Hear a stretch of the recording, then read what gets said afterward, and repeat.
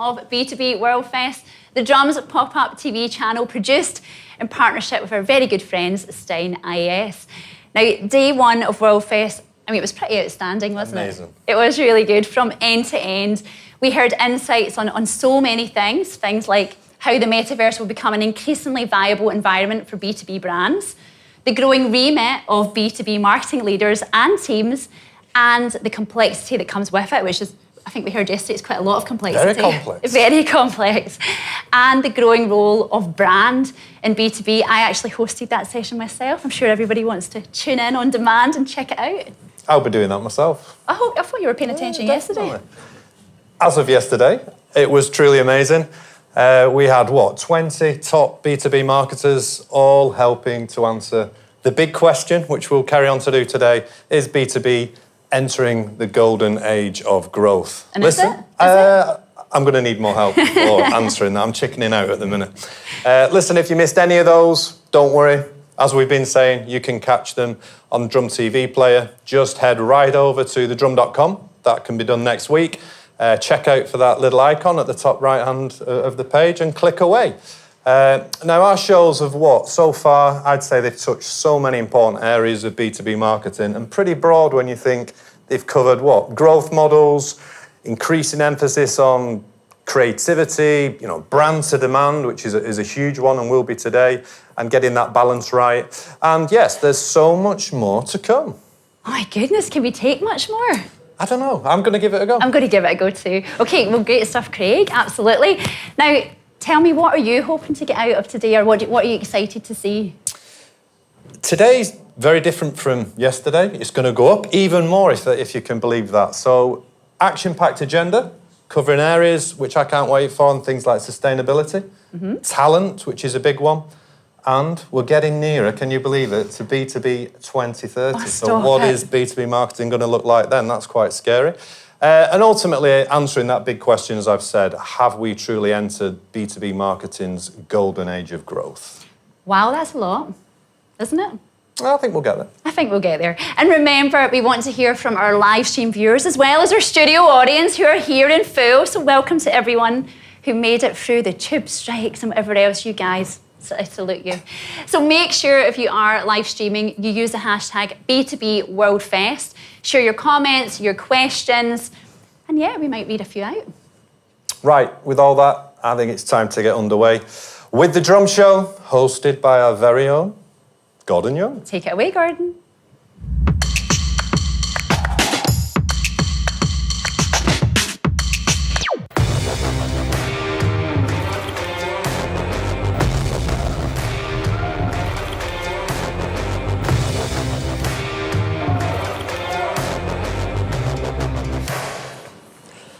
Hello and welcome to the Drum Show, which has been brought to you as part of a pop-up TV channel dedicated to B2B World Fest. Over the course of the next 2 days, 15 shows dedicated to B2B were being live streamed, and it's our job here to really make sense of the key trends which were highlighted as a result. It's fair to say, chief amongst those is environmental, social, governance type issues, good old ESG. And to discuss this and what it means for B2B, I have a highly sustainable panel who are going to join me. And they are Richard Armstrong from MSQ Sustain, welcome.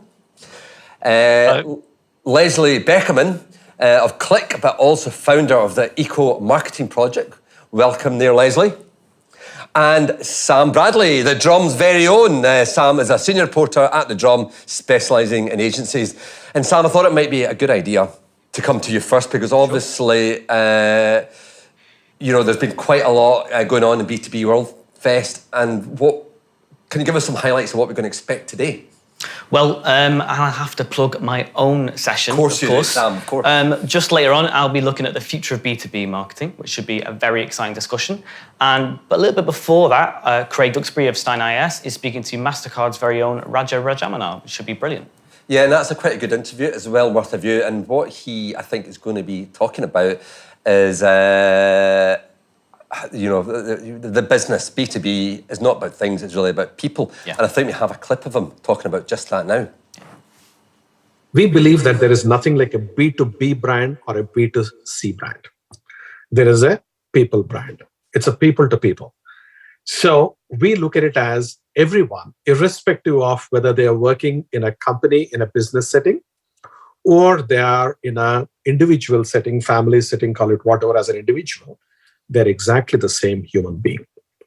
The dynamics of their decision-making varies in each context, but their emotions, aspirations, insecurities, feelings, everything are exactly the same. Yeah, I think it's a really important point he's making there. Sometimes forgotten that B2B is about people too. It's Absolutely. It's B2P, B2 people, something in there. But also, I should say, so Raja is on in the next hour or so if you're watching in the form of a live stream. But if you're watching in catch up, you can see the full interview on the drums player. And it's well worth a look.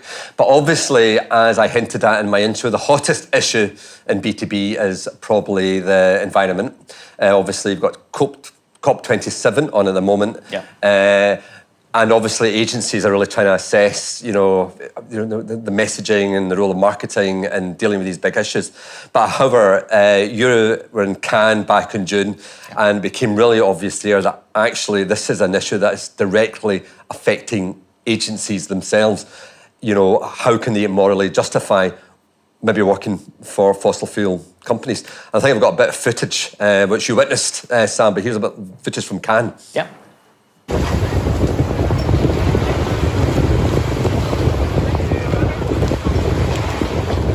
The picture of what is going on there is, I think that's the VLYNR beach in Cannes, which was invaded by Greenpeace. Greenpeace protesters with canoes. It's quite an entrance. Yeah, it was quite an entrance, but a bit ironic, wasn't it? Because actually the day before, VLYNR had actually won 2 awards for Greenpeace. They had, yeah. And the next day, what thanks did they get? What thanks did they get? Their party's ruined. Yeah, well, that happens in business sometimes, doesn't it? Yeah. I mean, we had the pleasure of speaking to WPP boss Mark Reed on the beach just a couple of days later than that, so discussing the fact that Greenpeace had showed up and his reaction to that and WPP's position on working with fossil fuel producers. And he laid out pretty reasonably. They want to work with those producers and help them promote their more sustainable products to help gin up consumer demand and lead everybody in the right direction. I think that's what he'd like to see the industry doing. That's not necessarily satisfying for everybody. There's a lot of pressure on all sides and agencies around this at the moment. One group in particular that's worth paying attention to is Purpose Disruptors, which is an industry group that wants agencies to think a bit more mindfully about promoting consumption and consumer demand in general. And just today, in fact, there's the B Corp movement. We had an opinion piece running today on thedrum.com by John Williams of the Liberty Guild. He's arguing that more network agencies should approach B Corp status as a thing they should pursue. It's a really interesting piece. Yeah, so maybe we should get a new name for the consumer. Yeah. No, the non-consumer, I don't know. But I suppose actually there's a lot of pressure in agencies like WPP. I think staff are concerned as well, but I think Mark was making a point indirectly. Look, guys, you do realise if we weren't working fossil fuels companies, a lot of you guys wouldn't have a jobs. And also fossil fuels are also part of the solution as well, aren't they, in terms of what they can invest in? I think that's what technologies. I think that's definitely what they would argue, but I don't think it's a settled issue yet. No, at definitely all. not. Yeah. At any of these agencies, really. I think some staff are very concerned. So. Yeah, but Richard, just to go to you next, because obviously I know this is something you've been looking at for years, isn't it? You're a regular attendee at COP. I don't think you're there this year. Obviously, you're in London. But what's your views on the sort of the latest things coming out of COP this year? What should we be looking at from a marketing perspective? Well, yeah, you're absolutely right. I'm not there. Some of the team are. We've got a lot of activity happening on the ground in Egypt. It's still obviously in the first week. It's been quite a muted COP. There hasn't been the big razzmatazz of Glasgow. There hasn't been some big breakthrough announcements. So that's one part of it. The other part is actually quite depressing. I think some of the language and the tone from COP is just almost suggesting that 1.5, the ambition of 1.5 is already beyond reach, and we're now the conversation is moving now towards full reparations and how we manage some further extreme weather and catastrophic events in the immediate term. We're already living through it this year, as we've seen in this country and in Pakistan and in the USA. So I think it's it's been quite a depressing few days so far, I think. I don't think we've seen the breakthrough that we were kind of hoping for. Yeah, I suppose that, when you do these big conferences every year, you're not maybe going to get a breakthrough every year, though, are you?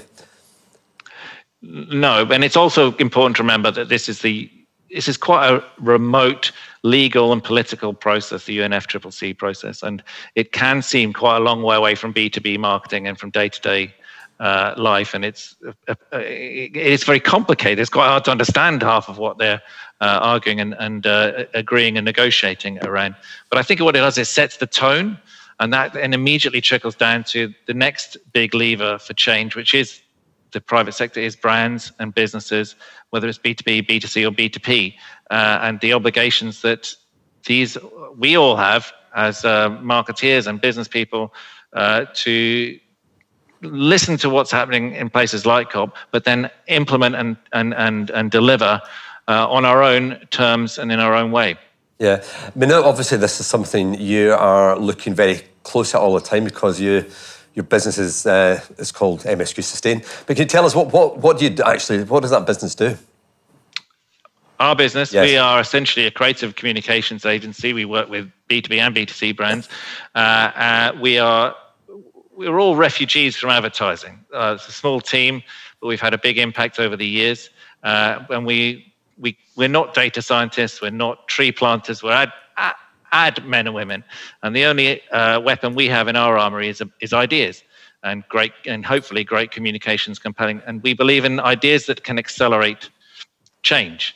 And so we're trying to work with businesses that are trying to create a positive impact, trying to transition their businesses into more sustainable and circular offerings, and help them tell that story, whether it's to customers, consumers, investors, or even their own internal colleagues. So we are set up like any other creative communications agency, but we specialize and have a lot of expertise in this particular area around sustainability. That's great. And Les, obviously you're I suppose in a similar position. Welcome from Bali, incidentally. Is that right? You're in Indonesia at the moment? I am, I know. It's at night. That's why it's dark here. That's right. No, so thanks for getting up so early in the morning. But you're obviously you monitor COP very closely as well, and wearing both hats, suppose your role at Click and your role at the Eco Marketing Project. What do you think are the big insights from this year? Well, I think, COP's important because it's an annual way to check in, and where there are lagging agendas, really push those and get them, the media's behind it, and it comes back to on everybody's thought. Everybody was thinking about something else in the market a month ago or a day ago, and it brings the topics back up, and it looks at, what is lagging. And so I think having that annual conference is important. One of the things that's been coming up that I've seen, and talked to some of my friends that are there this year. I was there last year, which was amazing and also overwhelming. There's so many hardworking people, important conversations going on there. It's very easy to be apathetic and then turn around and be inspired, within minutes. But what we saw over the last year, and I think into this year as well, is the increase of the business sector becoming more involved, presenting in the blue zone, and truly a major piece of the puzzle in, getting to the solutions that we need to limit global warming. And one of the pieces that I've seen and been paying attention to this year is around the finance sector and the importance that industry plays as well. One of the videos you showed yesterday morning to launch was from some of the, I can't remember which one, but it was one of the countries that needs more of the funding from the wealthier countries, and the importance of that in making the change. And then you get into measurements and regulatory to make sure that those play out correctly. So from the data piece that I come from corporate, that's really interesting to me. Yeah. To play on, go ahead. I was going to briefly ask you, because I think the Eco Marketing Project, which you founded or co-founded, is interesting as well. Can you tell us a bit what that is, and just explain what that is in practice? Yeah, sure. So as a marketer, when I tried to go a bit greener a couple of years back, I didn't know how, and I went to look for resources and was really looking for the depth in that. And so I didn't find it. I got a textbook. I read it over break. Ended up with a notebook full of more questions, and just said that this is the opportunity. This is what people need. My colleagues in marketing were getting to the point where they were scared to start because they were finding that they were failing when they tried. So the Eco Marketing Project was founded to help marketers that wanted to be more green in their professional lives to have those case studies, to hear from leaders in marketing and sustainability about examples and tools on how to get there. And I think it leads really into something that Richard just mentioned, as well as, you've got the leaders at COP right now doing the work that they do. Here in Bali, we have the G20 Summit that's starting as well, as a extension of some of the work that's being done at COP.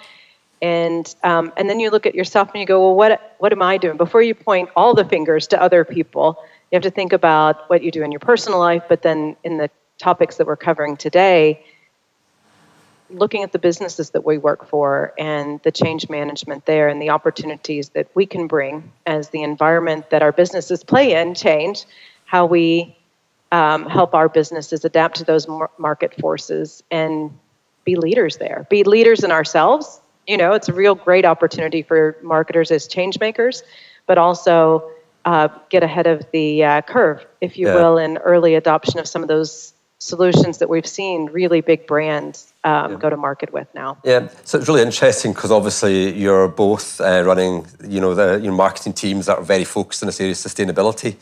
So I suppose 2 points. One, do you think B2B has a disproportionate impact in this issue in terms of actually how to manage climate change? And then within that, do you think marketing has a disproportionate impact and whether or not they're going to be successful in managing that change? Richard, big question. You go first. I'll take the second part of your question first. Do I think absolutely. I think the marketing communications in general has can have an enormous impact because it can accelerate behavioral change. It's, we know that great messages communicated in compelling ways does change hearts and minds and behaviors faster than if you were to just sit back and let organic behaviors take a role. So I absolutely do think, and I think one of the big trends for next year is we're going to see there's an awful lot of activity happens at the corporate communications level, at the brand, and but it's not moving from the corporate communications team into the brand teams, is what I'm trying to say. And so I think what we're going to see next year. Oh, I think Richard might have frozen there. Or you're back on the go. Sorry, I'll just finish that. Right. Sorry about that. What I think we're going to see is sustainability crossing the corridor from the corporate communications team into the brand and marketing teams a lot more, and it's starting to infect and influence everyday marketing, not just the corporate level. Yeah, because I have to say, we've actually got quite good examples that I wouldn't mind showing you, because the Drum is running the B2B Awards for Marketing, which is announced on the 5th of December. Worth tuning in, 5th of December, the B2B Marketing Awards. And as part of that, we've actually got a category for, B2B for Good. And there's two really strong campaigns, but I think sum that up nicely in terms of, how they're repositioning the businesses. One is for an organisation, it's an organisation called Salesforce. Have you heard of Salesforce? And maybe I can show you a clip from that campaign just to sort of, I think, illustrates Richard's point. How's the water, Ty? What are you seeing? I mean, it's as good as it gets out here.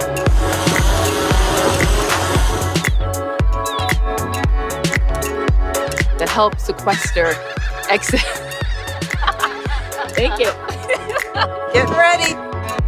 I'm freaking stoked. Keep it tight.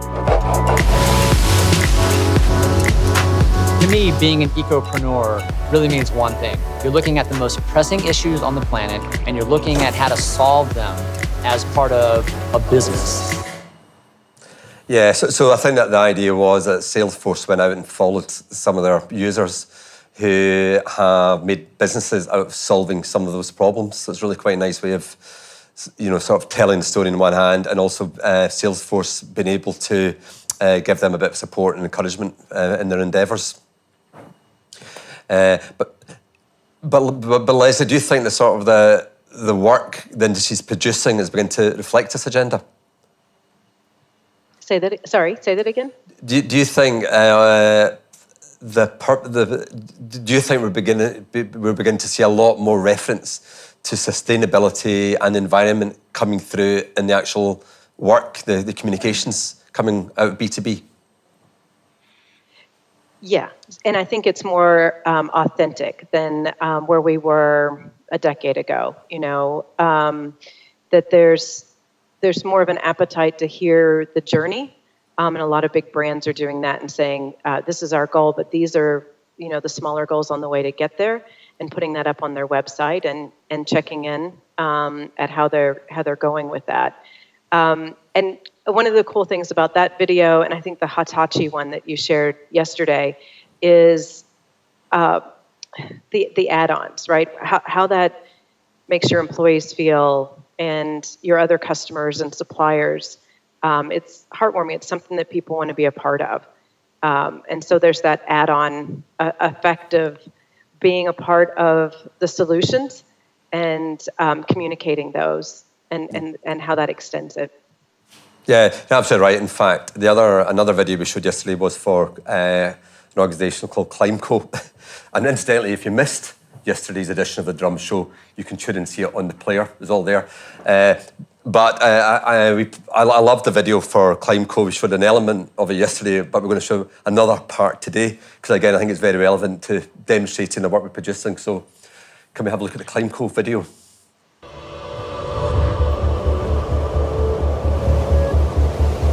You can actually see the water now. Before, you can't see the water. All you see is plastic. We work with our heart. People that see us, they can change their attitude, they can change their action, and keep Cambodia clean. It's really important for the future generation to have good health because of clean environment. The impact these projects are providing today are generational ecosystem restoration. It's a situation that started dealing with the plastics problem, and through the plastic credit mechanism, we're solving an environmental problem, solving a social poverty and income problem, and solving an education problem. Measurable community impact that's really touching all parts of their society, from schools to the government to the private sector, and the chance for generational social change and opportunity. We get to tell their story.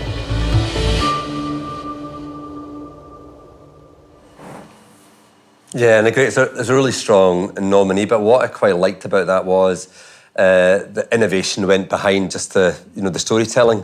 So what that organisation do is they issue plastic credits in the same way as companies would issue carbon credits, and then they use the funding to run clear-up schemes like we saw illustrated there, and this is deal with this huge problem that in some parts of Asia, because it's hard to get access to clean water, they use a lot more plastic. As you obviously know, Leslie, because I think that's probably an issue in Indonesia. Unfortunately. But can I just go back to your earlier? You asked a question earlier about whether B2B would have a disproportionate role to play or an impact in addressing some of these climate and nature crises. And I'd be interested to hear what Leslie has to say about this as well. But I absolutely think that it has an enormous and highly disproportionate impact, and it's almost an obligation in a conference like this and to make sure that every company is endeavouring not only to address their own corporate impact, but business is a centre of the economy, and it's driving change in all sorts of different ways. It has all the innovation and the people and the investment to do that. And so I think, to your question, I personally believe it does have an enormous opportunity to drive change at a much faster rate. I don't know whether you agree or not, Leslie. Yeah, and I suppose it's also taking the insights which marketers is very well placed to get and actually sort of repurpose the products as well to help solve some of these problems. Leslie, what do you think? Yeah, as I mentioned before, it's adapting the business to market forces, and that's marketing's job, is to bring what the market forces and what the market's saying into our company and look at solutions, and then take them to market. So I absolutely agree. It's, like I said, it's not pointing the other finger. I think it's the businesses that we work with, and also the activities that we do within the company. But it's a really great opportunity for marketers to even raise their profile within the company that they work with. I don't just do the eco marketing project. I also work with the sustainability team at Click, and we meet all the time on how to further the work that Click is doing and helping our customers. In our case, it's measuring the data that's needed, but there's loads of solutions that are required. And I like there's a quote on the drum header that says, "Marketing can change the world." So we're all here, right? Just think of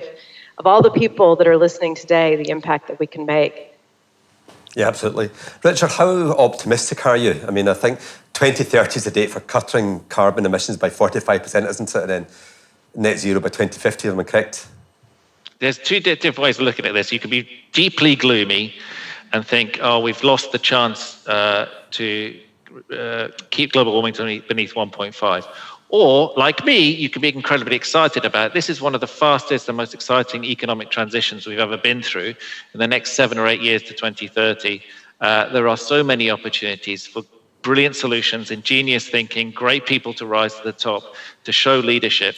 It's often the narrative is one of doom and gloom, but I'd like to try and pass along a sense of excitement. It's like ground rush running towards 2030, and with entire systems changing, think about how clever, creative, and ingenious we can be as business people, as individuals, and as marketeers. Yeah, that was well. Have you something equally uplifting to finish with, Leslie? We've got about 30 seconds. Yeah, I do, because I am incredibly motivated by it as well. And I think just to leave it with the audience on, just think what you've got on your marketing plan today. It may be an event series, and we did this over the last year, and we said, it's our choice on how we're going to take this event series. And we're going to go forward and make it all the sustainable decisions that we can. We're going to track it, and then next year we'll improve it. And then you might have another decision to make. But I think everybody in the room has decisions that they're going to be making this week and over the next year and in their next year's planning, and bringing that up to the business, bringing that to our teams, and then thinking about the decisions you're making today and how you're going to make those greener. We have the power to do that ourselves. Great. We have the power to do that. Sam, I'm sorry I didn't come back to you, but we'll discuss power later on. Absolutely. Leslie, Richard, thanks very much for joining us. Sam, thanks for your insights. Thanks for having me. And thanks to you guys for watching. I hope you enjoyed this edition of The Drum Show, which is our B2B brunch here from B2B World Fest. Remember, you can see all of the amazing content on the drum player. Just hit the TV icon on our homepage. And also, remember to tune in to the B2B Awards on December 5th. It's going to blow your mind. We're going to see amazing inspirational work. So that's all. Thanks for watching. Thanks.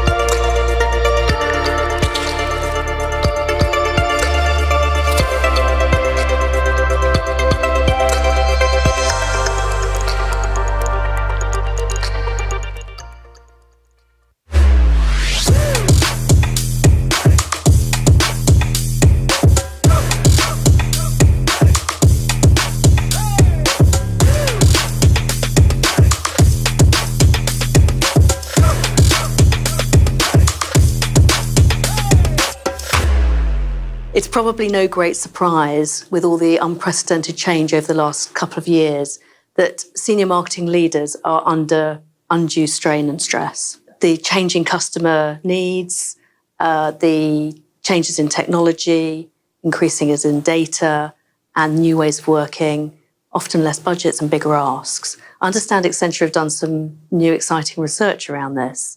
Yeah, absolutely. Against this backdrop, we saw this as a great opportunity to conduct some fresh research. So we've gone out and talked to a lot of marketing leaders, well over 1,000 of them, across different industry sectors and across different markets. And we basically asked them how energized they are feeling right now and how they're treating their customer relationships. And you will know as well as I do that the results have been absolutely fascinating. We've identified 3 very clear segments: the survivors, the strivers, and the thrivers. Each and every one of those is fascinating in their own right. And I think it's important as a marketing leader to know actually at any given point in time which one you fall into. So I thought we'd explore those a bit more. Perhaps you can tell us a little bit about the survivors for a start. So the survivors, I mean, they are struggling. They're really burnt out. They are not really grasping the fact that the pandemic is creating so much change, and they're waiting for the old reality. This is a small group. It's about 17% of the organisations that we surveyed. And what do we know about the next group, about the strivers? The strivers, I mean, look, they're persevering and they're aware and they're looking at the changing customer behaviours, but they don't necessarily have all the tools and the technology and the wherewithal. So they kind of got the will, but not necessarily the way. Now, this is the vast majority. It's like 2/3 of the organisations that we've surveyed. Yeah, so that's a big group. And then I guess last but not least, the one we're all in awe of, the thrivers. We know that, from the research we've done, that they significantly outperform their peers. So tell us a little bit more about thrivers and what the magic is. So the thrivers, I mean, look, they're all fired up. They have really grasped this new reality, and they have got really close to their customers, and they are acting and delivering to their customers in a very different way. And they're also decluttering their approach to marketing. They are recognising they've got to wire up across the organisation. They've got to take away some of the processes, change their ways of working. But also, many of these organisations have put purpose right at the heart of their businesses. And again, that's what came through in the findings, wasn't it? That being purpose-led and taking that purpose as a way of embracing positive change is really what set this group apart versus the others. I think many marketing organisations we've spoken to have been saying, well, where do you start if they're in the kind of the survivor or the striver category?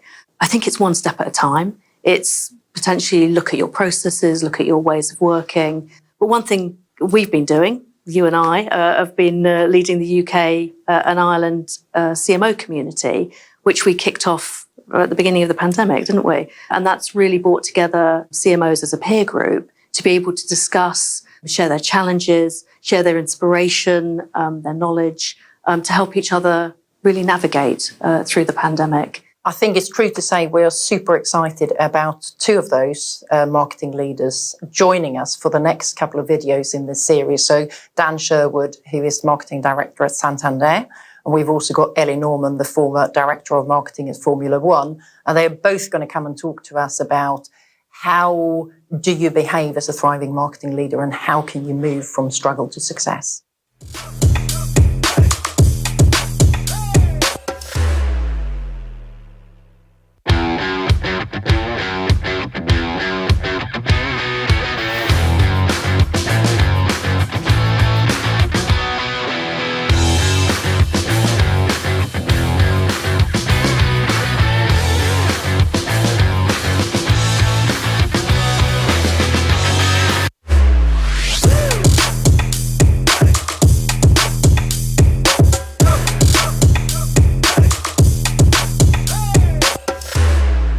I'm Michelle McGrath. I'm Chief Client Officer at Accenture UK and Ireland, and I'm delighted to have Ellie Norman with us today, an inspirational and exceptional leader, the former Marketing Director of F1. Welcome, Ellie. Michelle, it's great to be with you today. Thank you. I mean, you've clearly got over a decade's worth of very, very amazing experience in marketing.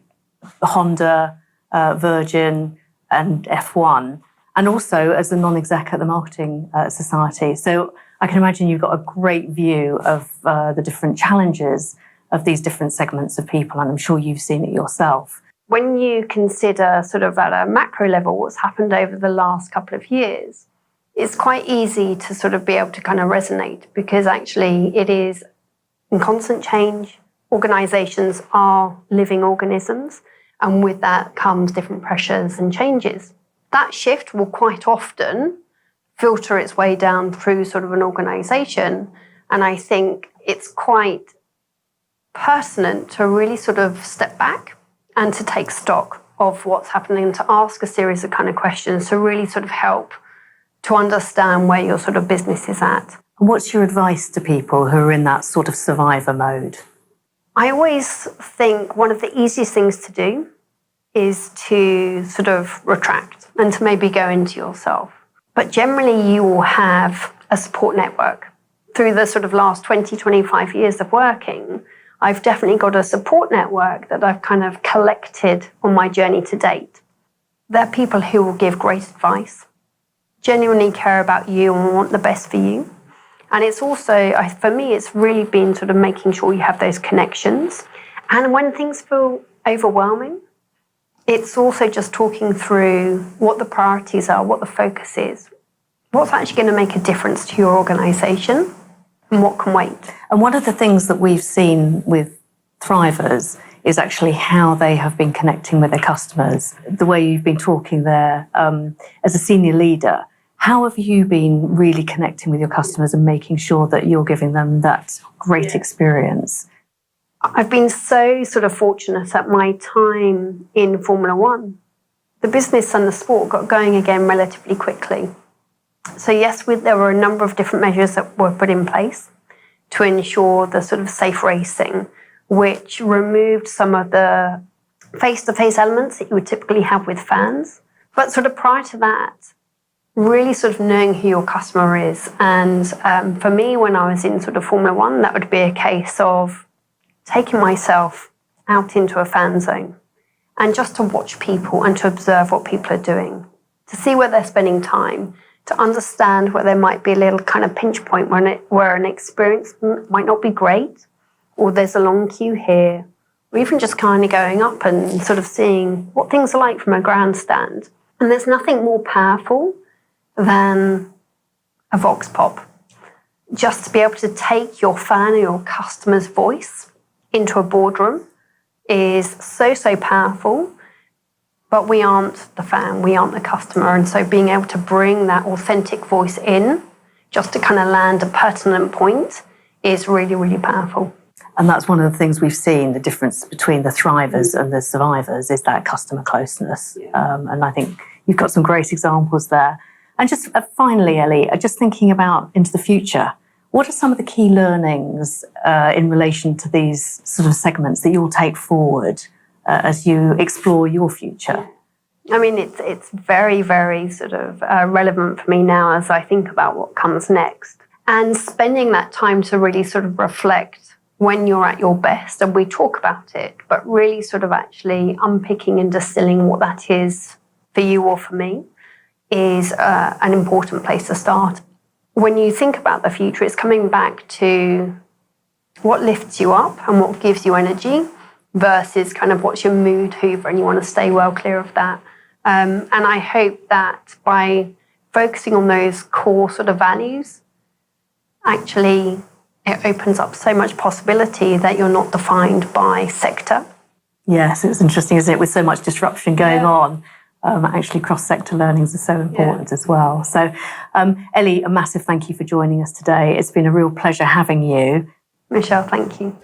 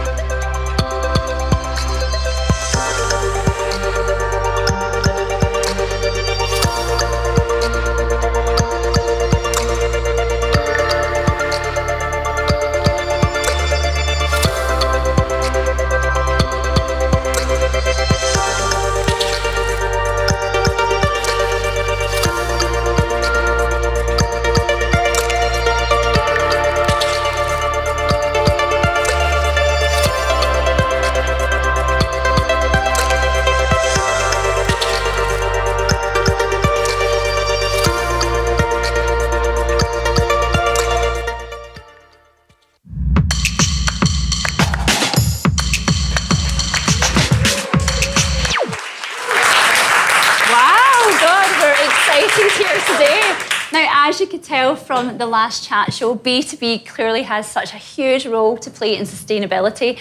There's no more worthy subject to start B2B World Fest today, don't you agree? Totally agree. Absolutely. Now, we have another powerful show coming up.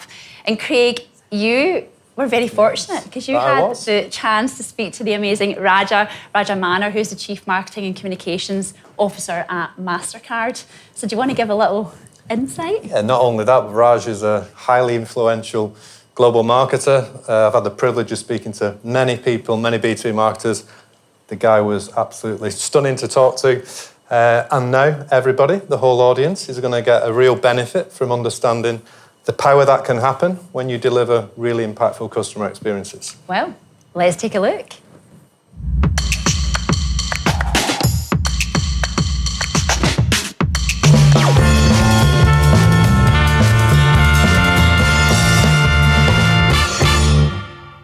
I'm delighted to be hosting this one-to-one chat here today with a world-famous guest who needs no introduction to the marketing world.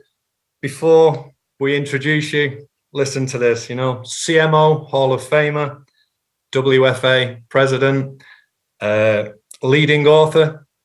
Hopefully you can see the book behind me. I don't think my bookcase is as impressive as yours there, Raja. And CMCO and President of Healthcare at MasterCard. So Raja Mannar, welcome. Thank you for being here to start and kickstart World Fest 2022. Hello. Thank you so much, Craig, for having me. Honored to be here. I'm going to ease you in. MasterCard, predominantly a B2C brand seen out there in the world. But to what extent is it also a B2B brand, Raja? And how do you intertwine and manage the dynamics between B2C and B2B to help build that brand overall? See, our business is predominantly, overwhelmingly B2B. We are not direct to consumer for most purposes. So we partner with banks and with merchants who conduct their business on our network. So we are a technology company which provides a network on which banks issue our cards on our network. And then you got merchants who accept those cards at their places. And the entire transactions are facilitated by MasterCard. This is the business. But as a brand, you're absolutely right. It comes through as a B2C brand. And there's a good reason for this. We believe that there is nothing like a B2B brand or a B2C brand. There is a people brand. It's a people to people. So we look at it as everyone, irrespective of whether they are working in a company, in a business setting, or they are in an individual setting, family setting, call it whatever as an individual, they're exactly the same human being. The dynamics of their decision-making varies in each context, but their emotions, aspirations, insecurities, feelings, everything are exactly the same. So we have done a ton of study around this and also gained a lot from research which has been done into this space.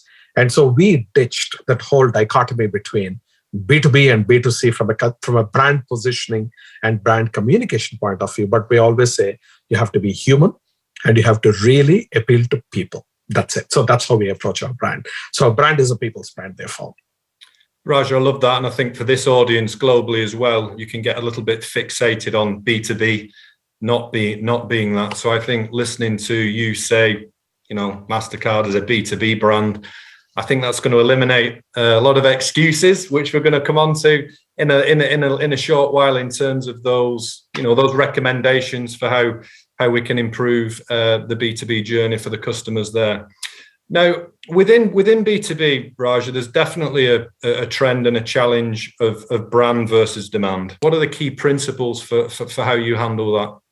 So first and foremost, when you look at B2B marketing, there are certain specific objectives, which is you're talking about demand generation or lead generation. Then you're talking about conversions, the entire performance marketing channel. And they are responding to RFPs, if it is in a large company that is actually floating an RFP. Yeah. All these good things, the entire thing, they are our bread and butter on a daily basis. If you don't do that, all the things that you do for a brand are purely fluffy and pointless. But at the same time, if all you are doing is this performance marketing, which I'm clubbing all of these and boxing them into one, if all you're focusing is on performance marketing, you're running on a treadmill. The one which gets you out of that treadmill and really give you good progress and gives you a good competitive advantage is the brand. So it is not either or, it's truly and. Now, what we do is typically, in the olden days, you would say that, okay, what should be the percentage between the two? How much will you put your money on brand versus brand building versus how much you're doing on, etc. So this is something which is actually not a real thumb rule or a formula, but it is highly contextual. So what you do is you do a dynamic allocation. So for example, if we are launching a new product, say digital identity solution, creating an awareness around them is as critical, because that's at the start of the funnel, if there is a funnel really. Yes. But at the same time, we derive completely from the mother brand, which is MasterCard. So whatever we are claiming in our product, new launch that we are doing, the credibility for that is actually coming from the brand itself. So in those kind of situations, what we do is we have actually our most recent example is a massive B2B campaign that we have launched globally. And we put it in a very interesting way, saying that, do you know how, for example, I'll give you this. For example, do you know how post offices in the United Kingdom convert all their branches to bank branches? That's a question. The answer is they use MasterCard Open Banking solution. To learn more, click here. All right. So what happens is you are telling them something unexpected. It's a MasterCard, and what the hell are they doing with post offices, and what has post office got to do with bank branches? So there is an intrigue that you create, you draw them in, and then you inform them, you know what, MasterCard has got one of the most sophisticated solutions in the world around open banking, and this is how it actually happens. Now, when you do these kind of things, what happens is you're building the brand, you're building curiosity, you're building awareness. Now, as far as the demand generation that is concerned, we follow it up with various below-the-line activities. So just to put it this way, launch activities to build awareness and brand building activities, typically we go above the line in the mass media. And for performance marketing, we go below the line. And the percentages vary very, very significantly from context to context to context. But if I have to take the total summation of everything else, a big majority of my total spending is actually on the brand, not on the products. Understood. It's not on performance marketing. Majority of my spend is actually on brand. So it doesn't fit into the standard 60-40, no? It doesn't, it's okay. Yes. What is it roughly, Raju? Where is it roughly? Where does it sit roughly?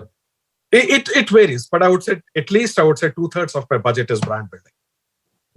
Thank you for sharing that insight. That goes on really nicely because I think it was 2021 when you flipped from brand in terms of advertising into experiences.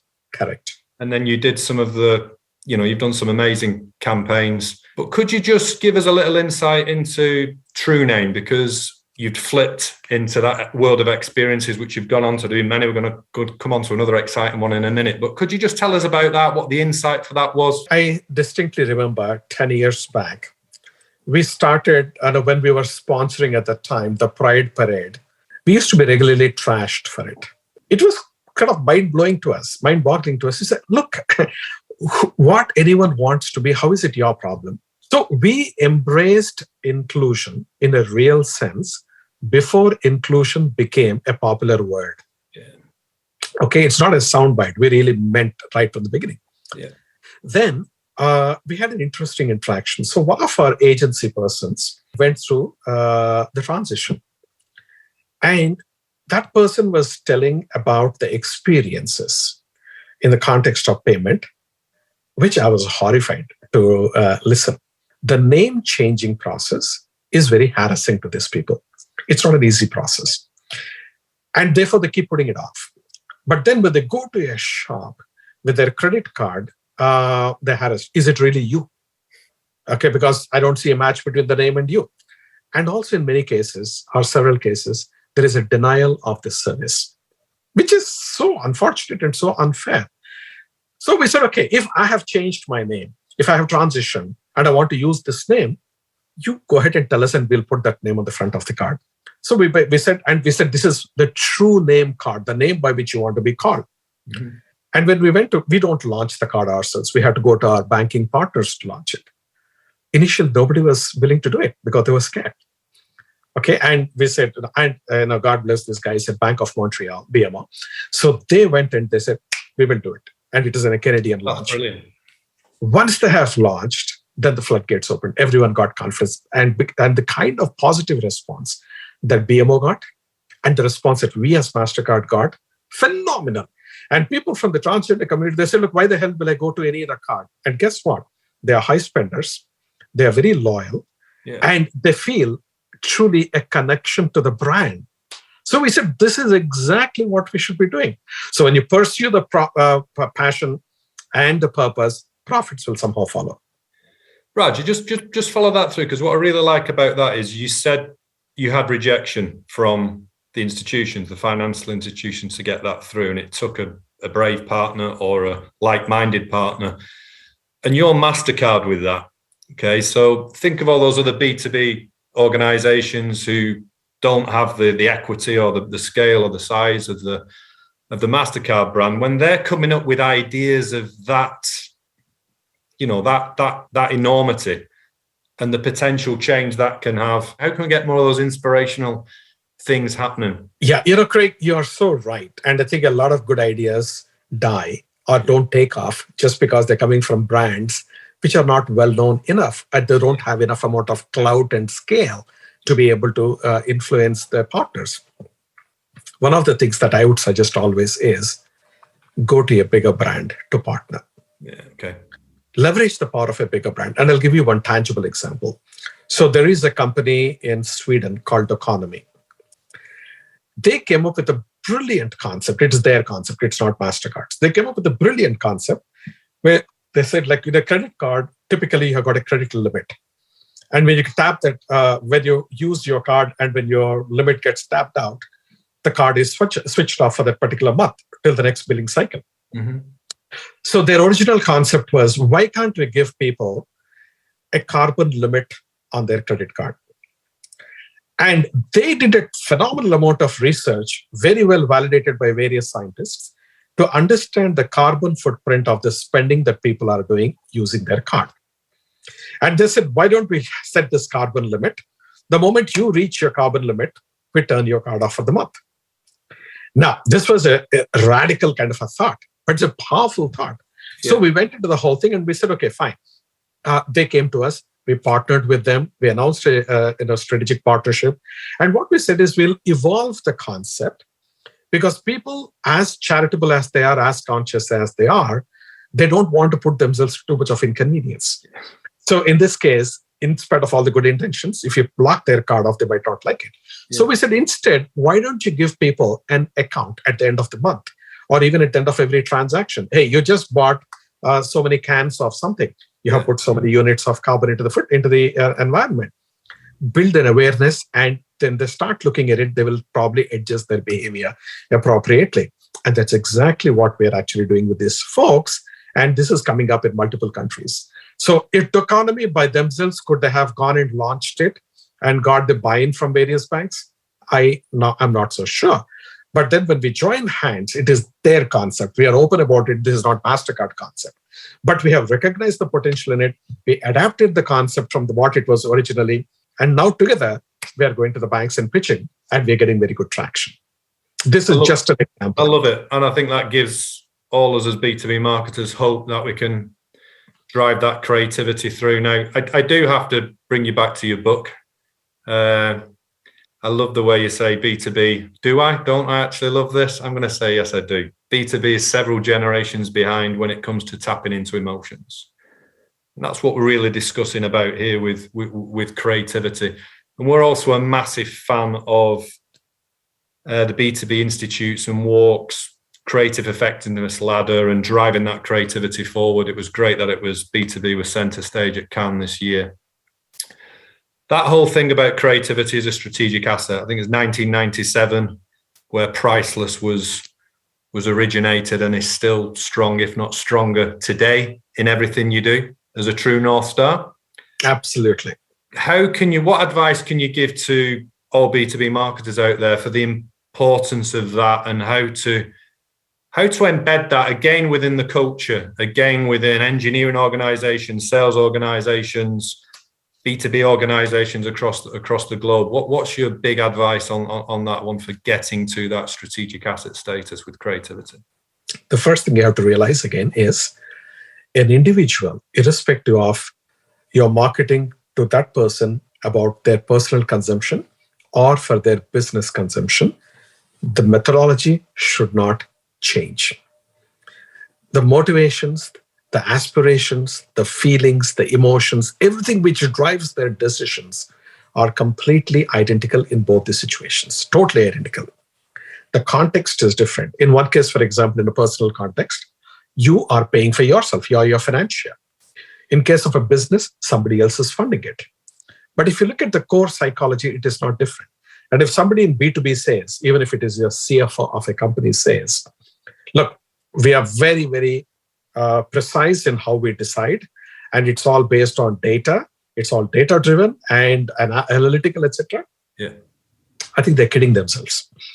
The reality is today, and particularly as you go forward into the fifth paradigm of marketing, as I keep calling it, technology, data analytics, they all become very standardized. You cannot differentiate yourself by the way you are using technology. Your differentiation will come from your creativity. Your differentiation will come from understanding the psychology of people. What drives people is not their logic. People are neither logical in their thinking nor rational in their actions. Even in the most business situation, what you consider as this is totally business and zero emotion, you are still. It is feelings and emotions which drive decisions at the end of the day. It could be the ego of the person. Yeah. It could be what they feel, gut feel. The gut feel is nothing but it's an emotion, right? So we have to realize that and tap into that as B2B marketers. How do you tap into the psychology of my decision makers and get into that? So that's one part of it. Second thing, when you look at that psychology and try to see, you're not just solving the business problem for that company that you're pitching to. You also have to understand what personal problem of that individual you are actually tackling. I'll give you a simple example.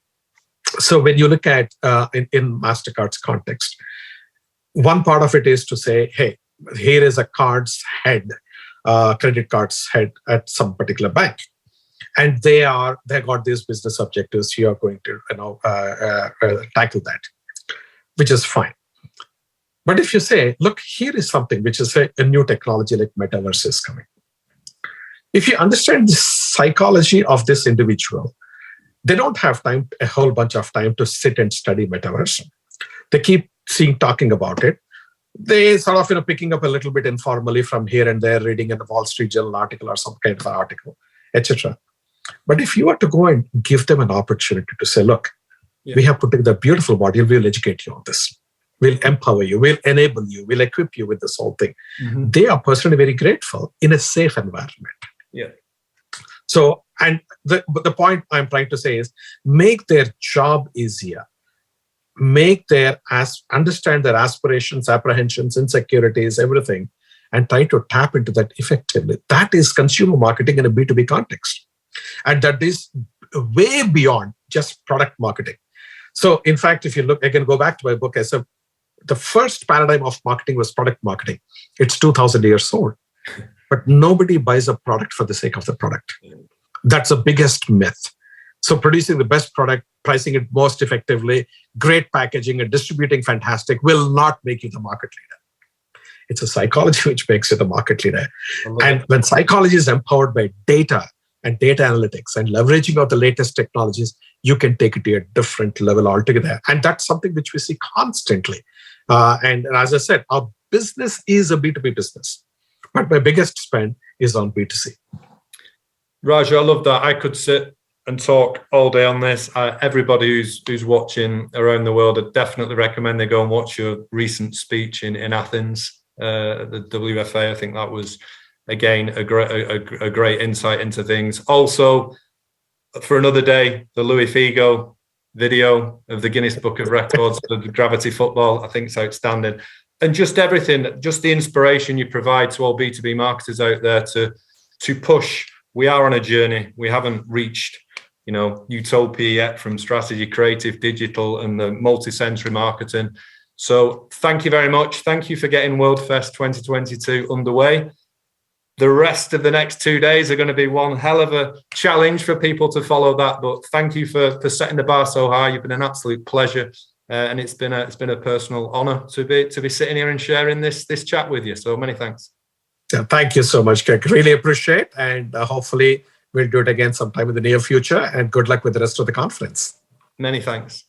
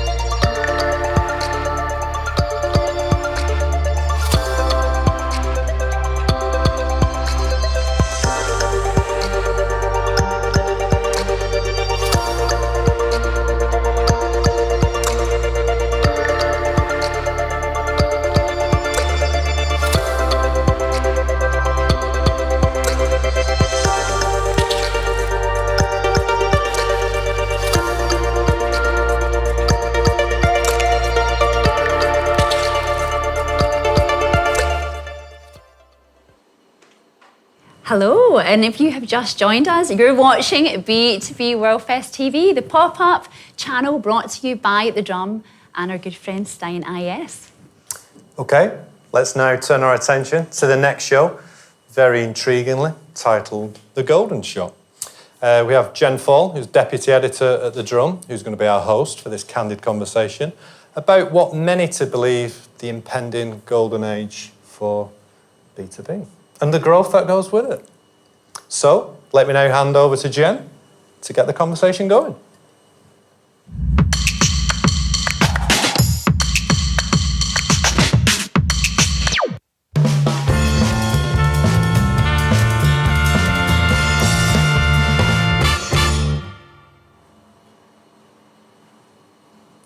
Hello, my name is Jen Fall and I'm Deputy Editor at The Drum. Thanks so much for joining us for this panel, The Golden Shot, where we're going to discuss whether we've truly arrived at the golden age of B2B marketing, what's next, and what more needs to be done.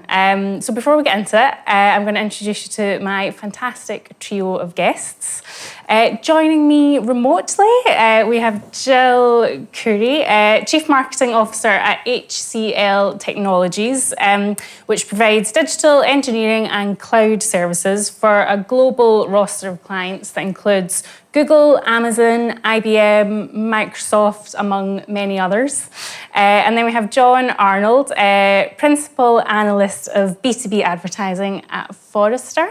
Welcome both. And finally, in the studio with me, I have Frederick Borstrom, Director of International Agency EMEA and LATAM at LinkedIn, and President of the UK chapter of the International Advertising Association. Thank you all for being here. So the premise of this panel is that we have arrived at the golden age of B2B marketing. So I'm actually going to kick off by asking you all if you agree with that. Are we there? And if so, why? What's happened that's propelled us here? Frederick, do you want to kick us off? Okay, yeah, I can start. So yes, I think we're at the beginning of the golden age of B2B, but I think we as a B2B industry need to be a bit bolder in order to seize this opportunity and basically grasp the opportunity we have in front of us. The sector has grown tremendously, not just the tech sector due to digital transformation, but it's definitely there for the taking now. I think our CEO, Ryan Roslansky, spoke in Cannes about the opportunity for the industry to really lean into B2B. And he shared a slide where he showed the market cap of ServiceNow, one of our customers and a business SaaS company. Their market cap is actually bigger than Ferrari and Ford combined. But it's often overlooked because it's a B2B brand. So I think if we can start educating the industry as a whole and all the agencies that we work with, that actually there's an enormous opportunity within B2B, there's enormous growth within this sector, then I think we can start to really capitalize on this golden age of B2B. Yeah. And John, what about you? Do you think we have truly arrived, or in your sort of experience, are we still got some way to go?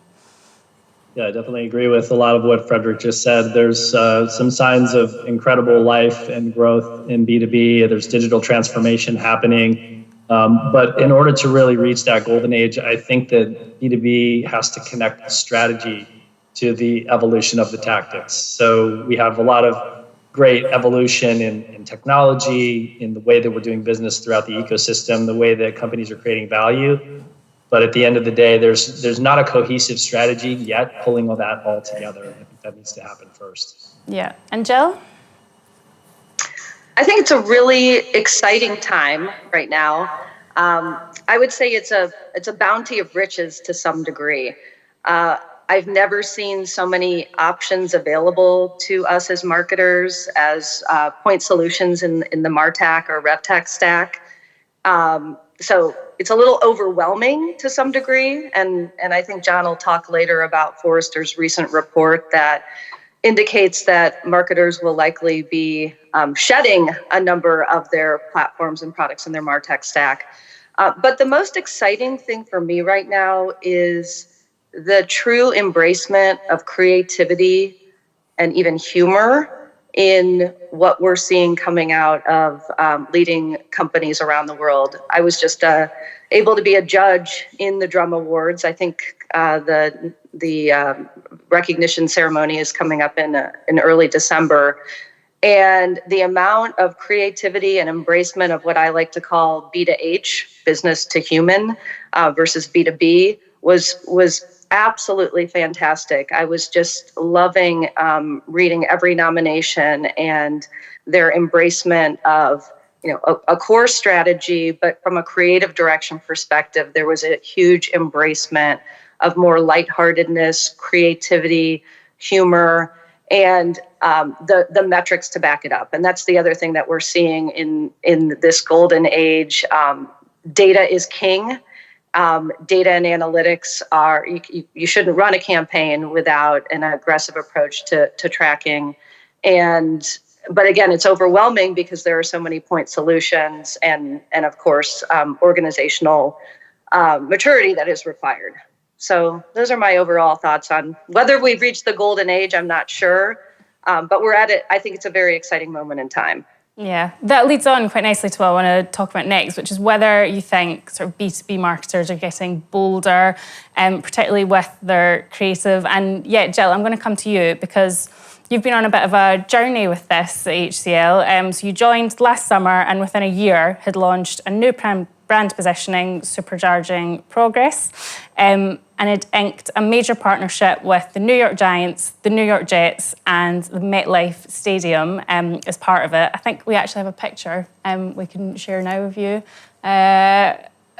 So can you tell us a little bit about that? Because I just want to say, for those of you in the audience who aren't American football fans, the New York Jets and the New York Giants had a combined, I think, the worst record in the league over the past decade. And they are both second in their divisions and have had the best start to the year in probably the last decade. So, supercharging progress is our positioning. Yes, it's our new positioning. And we are overjoyed to have partnered with these teams as they are at a moment in time where they are absolutely supercharging progress for their teams. So very exciting for us to be riding the wave with them as they're having the best seasons in years. Yeah, so can you give us But anyway, go on, Jennifer. We'll give us a little bit of insight into it. A lot of people don't know American football, so just want to.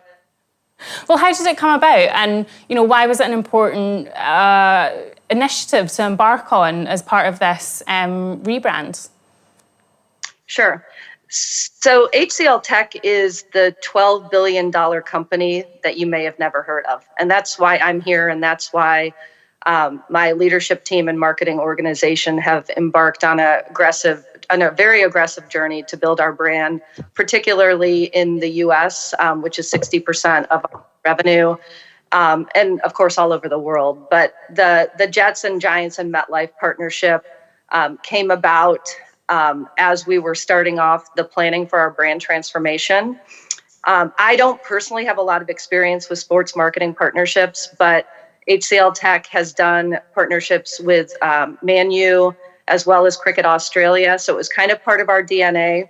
And we were on a mission to find a big opportunity in the tri-state area, which is New York, Connecticut, New Jersey, because we have a huge employee base there, and a larger proportion of our clients are based in that area than anywhere else in the US. And there was a cornerstone partnership available at MetLife Stadium, which holds 83,000 people. It's the largest football stadium in the country. And it came with many perks, including a suite on the 50-yard line, but massive, massive branding opportunities all over the stadium, inside the stadium, outside the stadium, and ownership of our own gate. So as we were thinking about the overall brand transformation, this opportunity allowed us to really go big and make a mark in a market where those who know us have very high opinions of us, but broadly speaking, we're really at the awareness and knowledge building phase of our brand journey. We've been around for about 25 years, and you'll see us making a lot more of a big aggressive push to ensure that we can up those aided and unaided awareness numbers as we continue to gather research off the back of the baseline that we did before we started our journey. Yeah. And the journey has been inclusive of an overall brand positioning transformation, a visual identity transformation, and even a name transformation. We were going to market primarily as HCL, but now we're going to market as HCL Tech. So it's been a very exciting journey, inclusive of the launch of an employee value proposition. And we all took a little time to settle in the month of October, but now we're back on track to really bring the new brand into action and launch more activation in our go-to-market strategies. And what's the response been so far? I know it was very early days. It was only a couple of months ago. Yeah, our employees are the best brand ambassadors and advocates that I ever could have imagined. They really took hold of the Supercharging Progress positioning. Interestingly, I was at a CMO dinner last night, and I mentioned the MetLife partnership, and someone at the table said, "Oh, you're HCL Tech," and then showed me a picture that she had taken of our branding inside the stadium, and she was texting with one of her friends to try to figure out who HCL Tech was. And I just thought that was such a nice anecdote to see that it's working. I mean, I don't have any hard data to share with you right now, other than the fact that our suite is packed every weekend, and we're getting amazing client feedback. But that little moment last night was a nice plus for me as we're striving to really understand how to best measure the impact and efficacy of the brand portion of the sponsorship. Yeah. And John, Frederick, how do you see sort of B2B marketers pushing the boundaries of technology, creativity, marketing? John, do you want to maybe kick us off? Yeah, I think, B2B tends to have an inferiority complex when it comes to technology and innovation, and they're always in the shadow of B2C and the media. And when marketers get up on stage and talk about the two, B2C always gets the spotlight. But B2B is doing some incredibly sophisticated marketing, and a lot of that is coming from their complexity, the complexity of the buying cycle and the complexity of B2B buyers, their transactions, and that emotive journey that we just heard about in the session before this. Things are much more consumer-based than we think they are, and buyers tend to act like consumers, and they're being exposed to those consumer experiences. And we've got to be very sophisticated about that as B2B marketers. And there's plenty of bold marketers out there leading the charge, and incredibly bold. Lots of courage happening because these are sales-driven cultures, these are product-driven cultures, these are finance-driven cultures. Very few B2B companies are truly marketing-driven. And when that bold marketer comes to the table and says, we want to be more accountable to revenue, we want to be more accountable to the growth of the company and the future growth of the company, that's a bold move. Marketing teams are small and mighty in B2B. They're sometimes marginalized by the dynamics of the organizations, but they have great technology. They have great partnerships. They have a whole new agency ecosystem that's focusing on B2B now. And B2B is digitally transforming, and buyers are changing, and it's having an impact on sales. And so those conversations are being raised to the C-suite, and I think that's where we're going to see things really move and shake. But it's change, and change is hard, and transformation, especially in B2B, tends to move slower than B2C. So, bold marketers get out there and make those changes happen. And they're taking a lot of risks, but it's great for the whole industry and the economy at large. Is that something you're seeing as well? Yes, I think some brands do it really well, right? Some brands are really kind of buying in and looking at their campaigns and their creative as actually marketing to a human being rather than purely B2B, right? So if you're a CFO, if you're an IT decision maker or head of cybersecurity company, you are still a person at the end of the day. And you will still make decisions based on emotion, backed up by data, but you will also kind of look at who is the brand or the partner I want to pick who makes me feel safe, also probably will not get me fired, right? So if I were to go out and buy a coffee today, I can go to any of the coffee shops around here because it doesn't really matter to me. But if I were to go and pick a B2B partner to kind of take my company to the next level, I would want to make sure that whoever I pick is someone I can trust, someone I feel safe with, and also someone who has kind of bought into kind of my business and my partnership. So I think some brands do that really well. And we're looking at creativity, like Salesforce do it well, Adobe does it well, Intuit does it well. But I think one of the problems with many B2B brands is we focus too much on the technical specification of our product rather than telling a compelling story, pulling on the heartstrings of the consumer, kind of creating emotions and humor, injecting humor into the creatives. And imagine if you watched a car brand from Mercedes or BMW or Audi, and instead of the car driving down an amazing motorway with some nice music to it, which obviously drives emotion to the consumer, they would just start lining up specs about the engine and kind of how much emissions they eject and all these various things. It's just not the same. So I think as an industry, some do it well, but overall, I think most brands have a long way to go. And they need to be bolder, they need to be more creative, because if you do, then you get much more standout and you get much more value out of it. So I think that's we're in the beginning of the golden age, and hopefully with the kind of Cannes Lions now for B2B, we'll see even more and more creativity coming. But I think the important thing is looking at it from a business to human perspective, because at the end of the day, anyone who makes a business decision is still a human person at the end of the day. Yeah. I wanted to talk a little bit about the sort of effectiveness point and effectiveness being truly there. Sort of as you see bolder B2B marketers rising through the ranks, how are measurement metrics then changing, and how's the relationship between the sales and the marketing teams then changing? Because that's a big adjustment for everyone, I guess, moving to that longer term brand building, brand awareness work that doesn't maybe give you the immediate sales impact that you would see from some sort of past activity. So how do you see sort of the metrics changing? And Jill, maybe you can start us off with what you're seeing within your own company. I will talk about what I've always strived for, no matter what company I'm with, but it's like chasing the holy grail. And I don't know that anyone gets it quite right, but I think we're all striving to have a single view of the customer and aggregate data using a CRM, ideally, integrating everything from your marketing automation to your in-person interactions, offline, to all of the sales interactions. And unfortunately, no matter where I've been and how sophisticated the company has been, it takes people to drive that change and behavioral change. And I haven't reached the holy grail yet. So if anyone out there has figured out a way to elegantly get a single view of the customer, I'd love to talk with you. What we are doing is making things work to the best of our ability. And we are on a journey to do better with our usage of marketing automation, our marketing automation tool working in a more integrated fashion with CRM. But in the meantime, we're still doing a lot of tracking, I'm embarrassed to say, on spreadsheets. But one of the things that we're finding of late, and I'm sure a lot of people have leveraged this technique, is people-based marketing. And there are, it's a subset of account-based marketing. Our sales people are loving the data that we can glean through people-based marketing.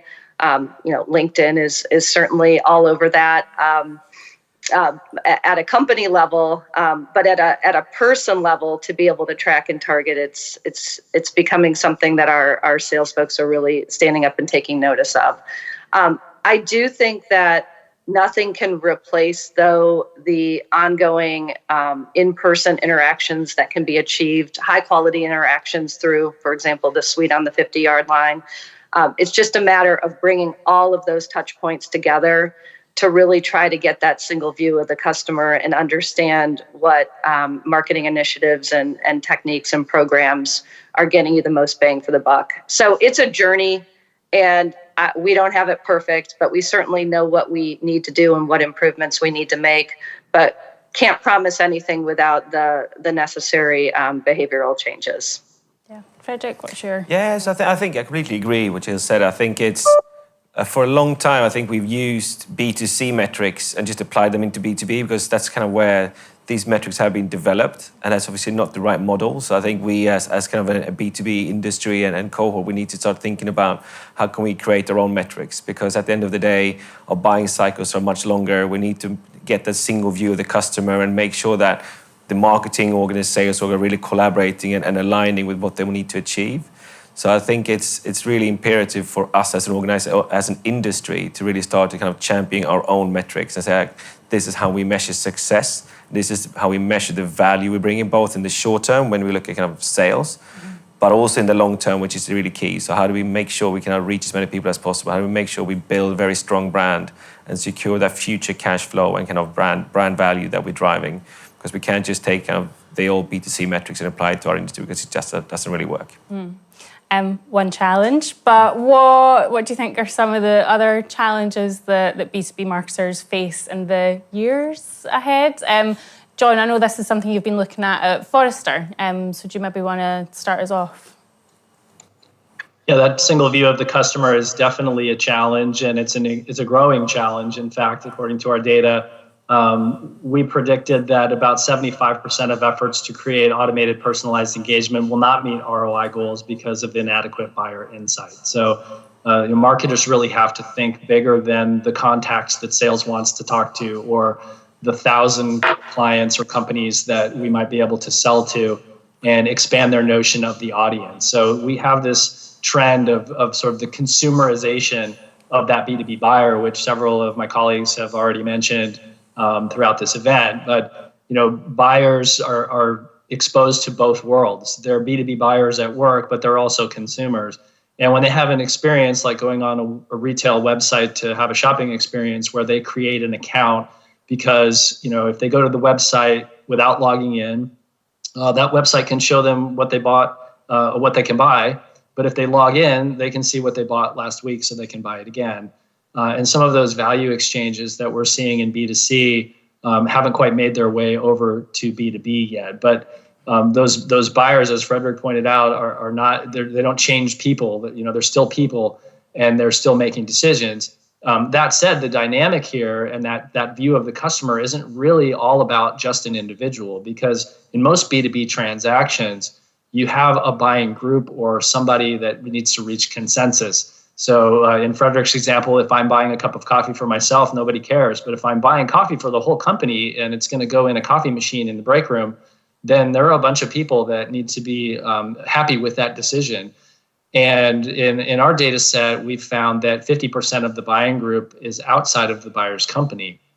And those are, analysts and consultants and vendors and other influencers on the purchase who sales is never going to talk to. They're not going to enter into your waterfall and fill out a form and download a white paper and talk to sales. And sales doesn't want to talk to them. They want to talk to the decision maker or the one or two people that can really drive the decision forward. And it's really creating a new dynamic or a new paradigm for sales and marketing alignment. We want to have, salespeople talking to people who have meaningful interest in the decision, but there's an extended group of individuals that marketing really needs to help nurture. And, sales doesn't want to talk to them. Sales shouldn't have to drive all the engagement with that. And marketers need new tools and new ways to identify those audiences and empower them to be a part of the decision, even though they're not going to enter the CRM. And those are anonymous and pseudonymous audiences. And that's a new concept and a new thing that marketers in the B2B side have to work with. And they run down the hall and say, hey, sales, someone was on my website from one of your accounts. And sales says, who? And marketing doesn't know. That doesn't mean that, that's a bad thing. It just means that marketing needs to keep that audience and keep marketing to that audience. It doesn't go to sales. It's a part of the equation that we still have to figure out where those handoffs are. But marketing has a role to play in engaging these more dynamic, more elusive, pseudonymous audiences. We are rapidly running out of time, so I'm going to ask each of you to quickly summarise what more needs to be done then. If B2B marketers are truly going to get to this golden age, what do they need to prioritise next? Do you want to kick us off? Yeah, so I think the key thing is to win the battle with some of your decision makers within the company of being able to plan for the long term. Right, some of the research that the B2B Institute has issued says that 95% of any B2B company's audience is not in the market for your product at any given time. So there's only 5% of the actual audience that actually is in market for your product today. So you need to stop having that kind of short-term, performance-driven marketing effort and actually start to think much more in the long term. So how do you invest your marketing spend in securing future cash flow, future customer demand, and future brand value? But in an economic downturn like we have now, it's obviously very difficult because a lot of the people that you will interact with, and the CFO and CEO might say, actually, we need results today. The sales team need to have more leads. But as a marketing org, I think we need to be brave enough to stand up and say, okay, yes, we will have some budget focused on performance because we need to drive demand today, but we need to also invest in the future. And in that 95% of your customers that are not in market now, we need to build awareness with them. We need to build memory structures with them. So when they go into becoming in market, you are the thing that comes first to mind. So that's the really key thing. Excellent. Jill, very briefly, I'll come to you. Sure. Obsessive focus on the customer and customer experience. And we didn't really talk about org design, but organizing for agility, creating more liquid teams as part of the marketing organization, being more nimble. And third point would be, again, we didn't talk about this today, but the ongoing need for a tighter partnership between HR and marketing is mission critical as we're all responsible for employee engagement, employee retention, and employee recruitment. And John, final words?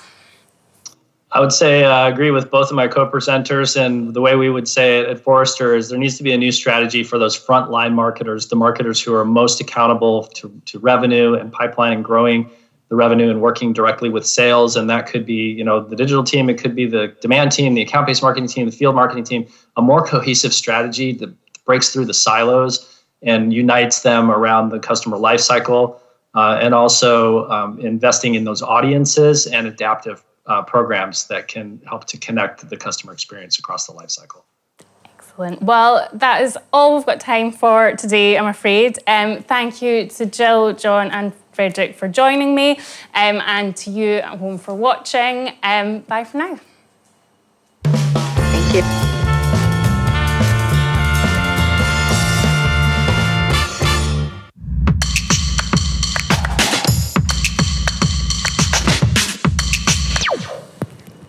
no matter what side of the golden age debate you stand on, I think you could say it's an exciting time for the B2B sector and for, of course, for B2B marketers.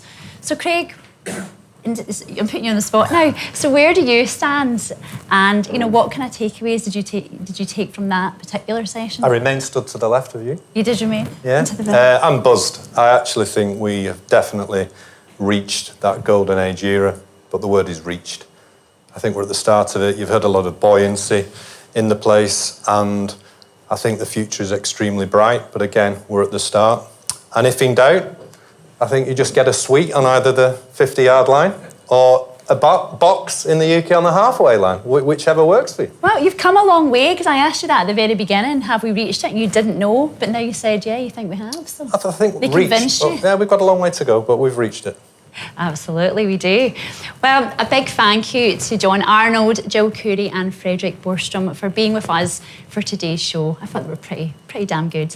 Now, next up, we're going to shift our attention to a very topical subject of, you should know about this, Craig, talent. Well, that's very kind. I'll blush in a minute. If there's one thing that the Great Resignation and the DEI imperative has taught companies is that the value of the employees is key, and we need them to be the talent magnet. So the big question, though, is who ideally should own the talent then?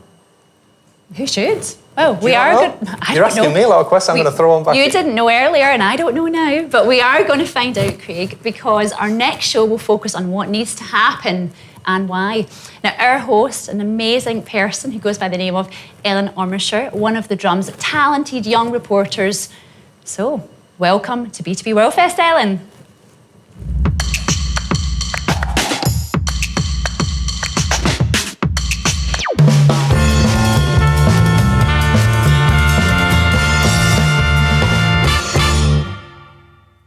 Hi there, I am Ellen Ormisher, reporter on work and wellbeing here at The Drum, and we've got a fantastic panel lined up today called How Clarity Begins at Home. It's part of our B2B World Fest, and we're discussing all things internal communications, talent and employee branding, who should own it, and how to succeed at it. I think if there's one thing the Great Resignation and the need for improved D&I has taught companies, it's the value of their own employees and the need to be a talent magnet. But who ideally should own talent and employee branding? Is it HR? Is it marketing? Is it both? And in today's rapidly changing environment, how do employers even begin to communicate with staff on their changing models and employee expectations? So, hoping to help us answer some of these questions, we've got an impressive lineup of guests. We've got Jill Wiltfong, who is Chief Marketing Officer at Korn Ferry, Anna Villegas, Chief Marketing Officer at NI, and Siddhartha Paria, who is the Global CMO of JLL. Thank you all for joining us today. So from COVID to the Great Resignation, there's now another recession on the horizon, and we're seeing a shake-up of the economic models that companies have really been relying on over the last couple of years. I wonder if, Jill, maybe you could kick us off and sort of talk a little bit about what the fallout from the last couple of years has been. Where are we on sort of B2B marketing terms? Yeah, I would say on the business front, right? Some companies are suffering, some are thriving, but pretty universally, workers are exhausted. I think according to SHRM, the last data I saw, more than half of all workers who did choose to stay at jobs took on a lot more responsibility. A third of them, I think it was, admitted that they are finding it difficult to get even critical work done. And workplace stress, without doubt, is at an all-time high.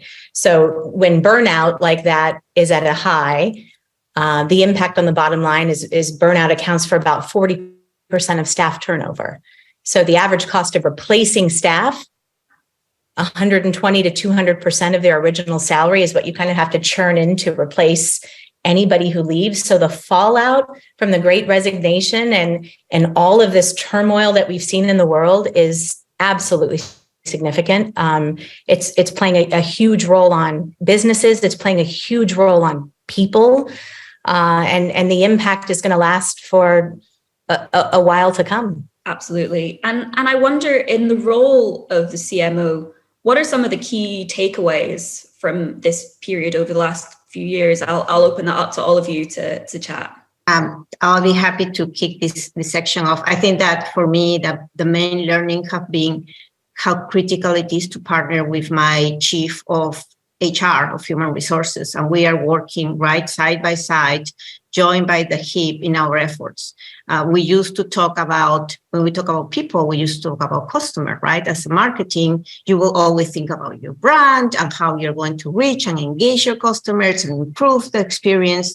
But it's really, customers are employees. So it has to be looked at it holistically. And the only way to do it is, there's either a role who manages both, or there is a closer partnership to understand better how we can help our employees through this journey. Yeah, no, I think we absolutely can't forget that the role that DE&I has to play in all of this. And I know it's something that's really close to your heart, being on the board of Latinitas and really trying to sort of fly the flag to empower young women through media and tech. So how do sort of B2B companies and you as CMO really solidify those company goals when it comes to culture and DE&I? Like, who really owns this remit in today's world? Is it a collaborative process? Well, maybe I'll chime in here. From our perspective, I think it is definitely a collective remit. So the partnership between, as Anna was saying, between marketing and HR is more important than ever before. But I think D&I is even a broader topic than just marketing and HR. It goes back to the very culture of your company and what you stand for, what your values are, what your purpose is, and how you can demonstrate that for your employees. So in our case, we have 103,000 employees around the world. Many of them don't work at desks. They work in services industry, in offices of our clients. And D&I becomes really, really important in being able to communicate clearly to all of your employees. So just to build on what Anna was saying, we always think about the different audiences that we have to tell our story to. Of course, customers have always been a focus for marketing, but increasingly and equally importantly, employees are now becoming an audience that we have to make sure that we're covering. It's no different. You have to be clear about your value proposition, about your messaging. You have to be clear about what is it that you want them to understand and take away from the story that you're trying to tell, because you're trying to, at the end of the day, just like you would attract and retain customers, you're trying to attract and retain extremely talented employees. Yeah, no, I think the question around talent retainment is a massive thing during this period, right? Because there's been such a shakeup. Do you think sort of following this really turbulent period, there is going to be somewhat of a sort of rebalancing of power, Siddharth, sort of following the Great Resignation, looking at inflation and slowing growth, recession leading to layoffs? Is that sort of normal balance of talent supply and demand a good thing or a bad thing? Well, I mean, I think we'll let the economists decide whether it's a good thing or bad thing in terms of the flow of talent will ebb and flow as it has done for decades, if not centuries. I think one of the things that people tend to forget is that's still happening on the margins. The core of your company, 70-80% of your people are still there. And I think the focus needs to be equally on how are you getting your employees to do their best work? Are your employees committed? Now, research shows that committed employees work harder. They're less likely to leave. But the reason that they become committed is they believe that they can drive change in your company. And a lot of younger employees, a lot of people that are entering the workforce are saying, how can I connect my work to the larger purpose that I have, that the company has? Do they sort of combine together and make something bigger? And I think that's the part that marketing employees, marketeers as storytellers need to be able to tell that story and be able to make that connection for employees. Yeah, I think you're so right. The sort of lining up of brand purpose with actually your sort of internal communications and having purpose in the whole of the company is a really sort of important aspect. Jill, I wonder if you could speak to that around your experience at Korn Ferry. Yeah, I think we're absolutely onto something, right? It is this, culture is how you tick. Right. And it is kind of, I think, rooting everything back to kind of who you are as a firm and and centering around that purpose.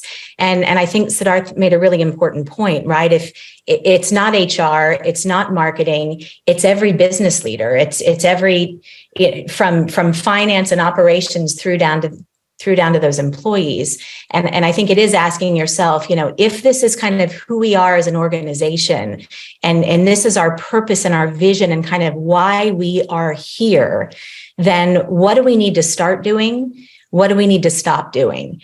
And it's looking at every single one of your touch points, both as you think about that from a candidate journey, from an employee journey, from a client and a customer journey, right? You have to think about every single one of those touch points and making sure that you are authentically delivering that promise and living that purpose.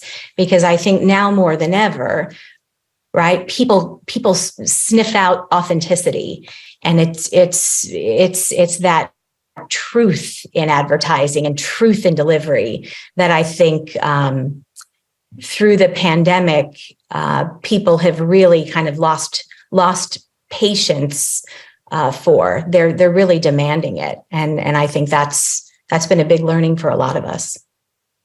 What do you think some of the fallout might be if sort of firms and companies don't start to get on board, if they haven't already, and they're still not sort of on board with some of these ideas, as sort of the way that these companies or models really starts to shift, what do you think some of the repercussions are going to be? I wonder, maybe I'll throw that to Anna and Siddharth, see what you think.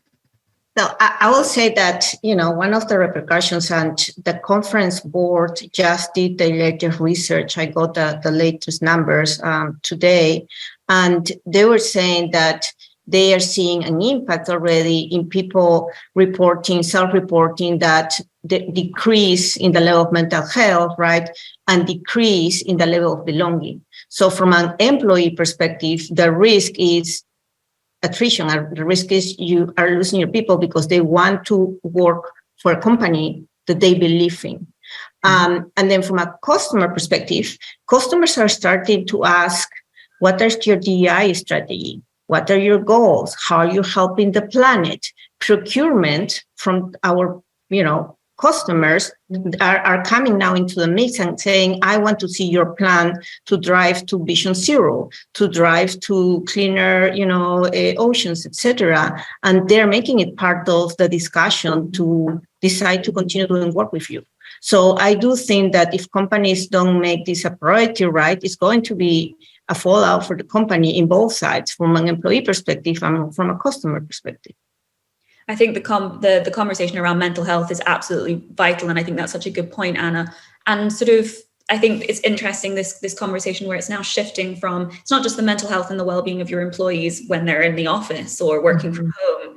It's actually their sense of sort of being comfortable around the ethics and the values of the company.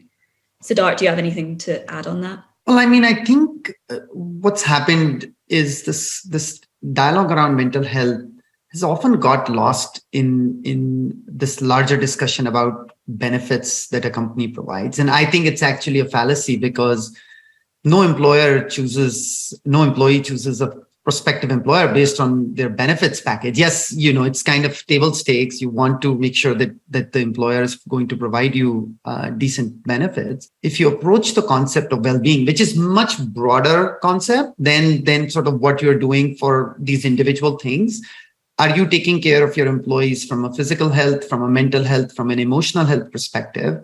Are you providing them the support that they need? But also, do you have a culture where people will feel empowered to speak up about their mental health? Is it okay to come into a team meeting and say, I'm not feeling well today mentally, I'm feeling depressed, I'm feeling down, I have some things going on in my personal life that weren't great?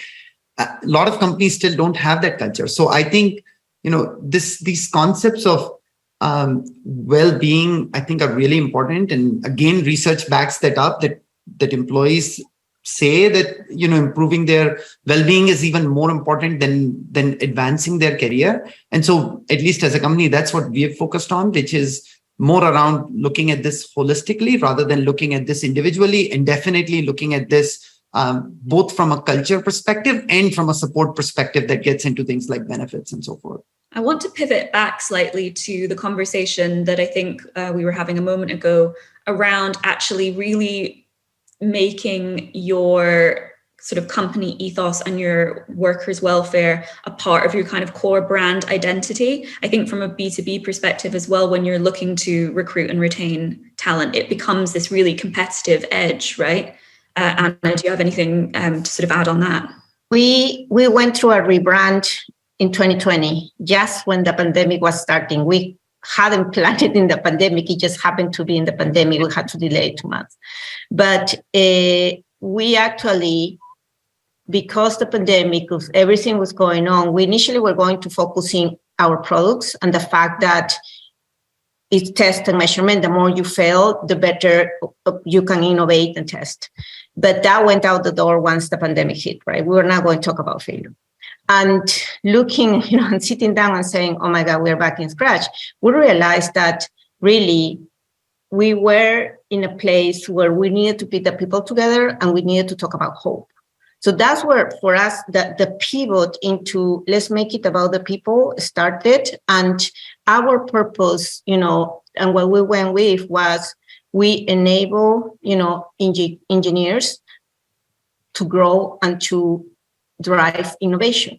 And it was very well received because externally, the people who work at the Samsungs, at the Intels, at all these companies, and they are doing that in the production line, they were all, oh my God, you're doing it about me, right? You're not talking about this amazing shuttle that the NASA just released. You're talking about the person who make it happen behind it.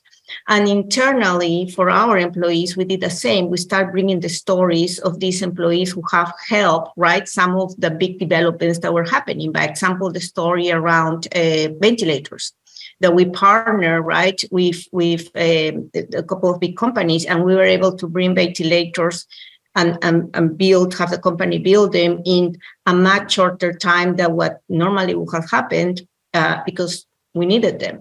So again, we highlighted the people. We didn't highlight the product and we didn't highlight the process. It was all about the people. So for me, those have been that really from a marketing perspective, how we started thinking different and making it work from a people perspective, and how we saw the engagement and the followers and the people who want to read our content increasing, right, and staying and sticking, which is something that normally with marketing, people get bored of your message, right, how much more you can talk. So that's how we embedded the purpose into bringing the stories of these people together.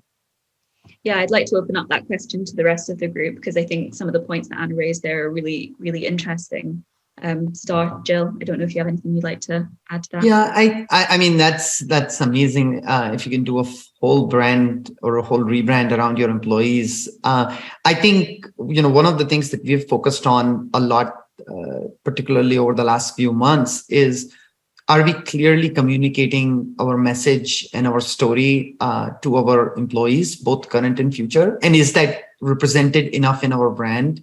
I'll give you an example. I mean, we have a wonderful purpose to shape the future of real estate for a better world.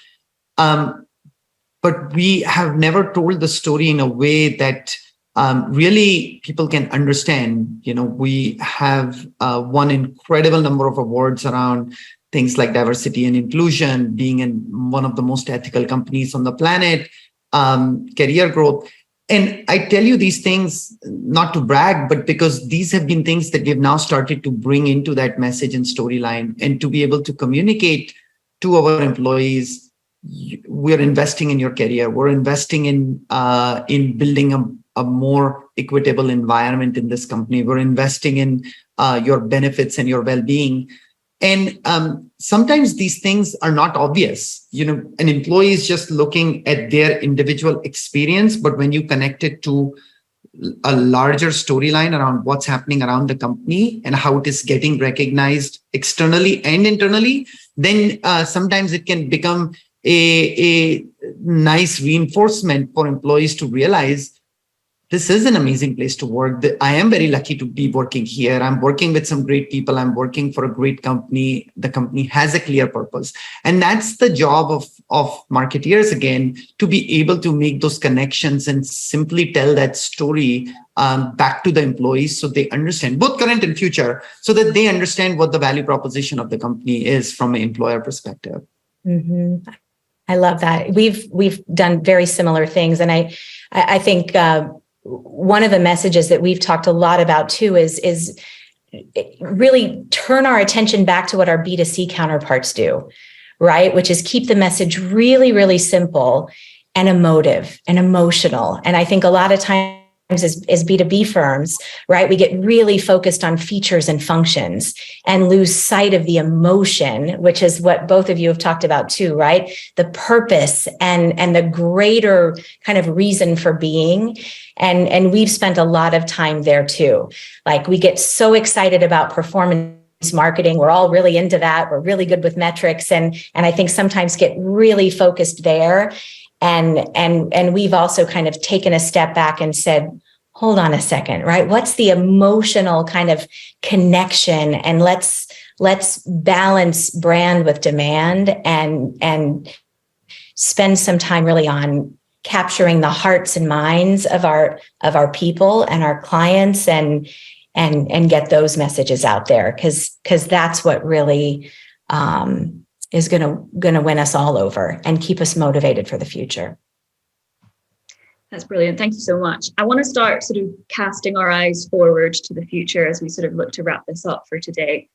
Obviously, we are living in continued unprecedented times. To live in precedented times, right? I wonder, as CMOs and with all these learnings that you've taken from the last couple of years on board, how do you even begin to prepare for a future in 2023 from a sort of staffing and from a brand perspective?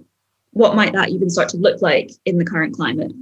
So I can start because we just presented this, but there is this concept sometimes that being CMO, being on the brand, again, we will have, maybe a brand awareness metric or an aided or some of these metrics around employees. But one of the things we're pivoting in now is looking at brand and really the company reputation as an end-to-end view where we are looking at KPIs that are, connected to a customer like credibility, believability, but also KPIs connected to the employees, to our communities, and to our investors. And this is a very cross-functional effort. So I have, the folks from HR working with my team, working with the folks who are driving all the ESG and CSR initiatives to have this just one sheet, one set of goals that the CEO and the leadership team agree to. So we are all moving in the same direction because I think that this is going to get more and more integrated.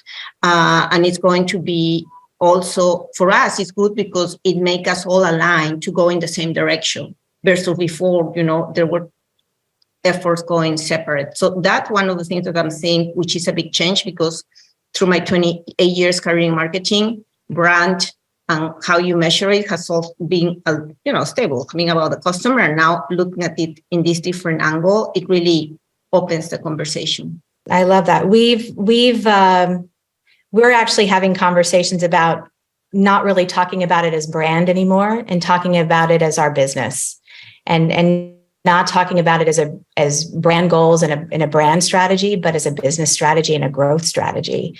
And our goals are around, if we can get our business strategy right, which again is kind of understanding who we are as a firm, talking about what we're going to stop doing and start doing to really live that strategy across all touch points, we really know growth will follow and not worrying so much. You don't even have to worry so much about revenue. Revenue will happen. Growth will follow if you really live your purpose and who you are across those touch points consistently.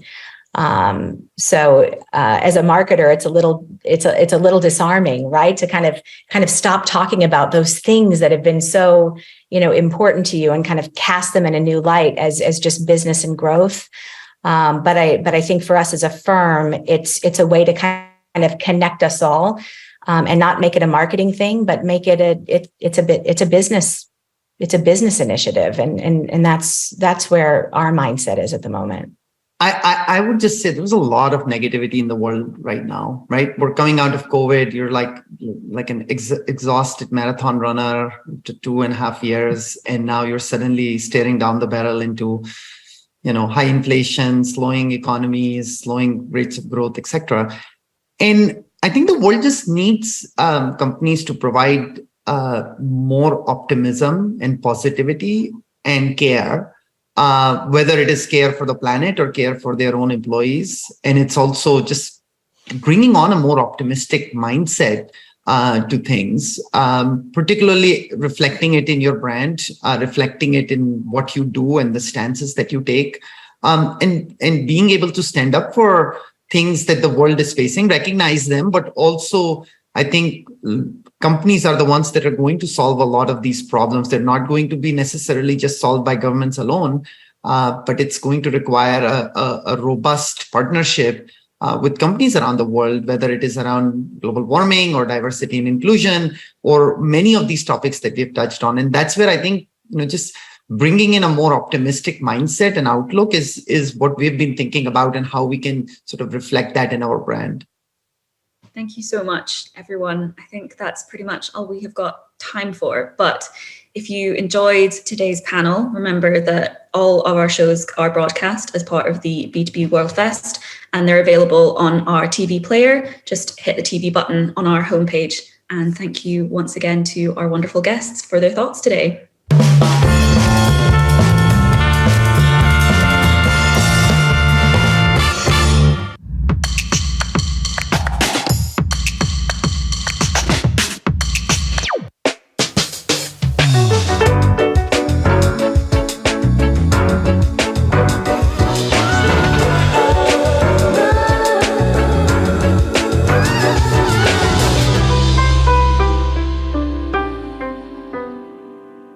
Hello and welcome to the show that aims to transform the fortunes of two family businesses by giving them a digital makeover. To that end, we invited some amazing marketing brains to take two small businesses from the analog to the digital age over the course of just a few weeks. The experts split into two teams to focus on one business each.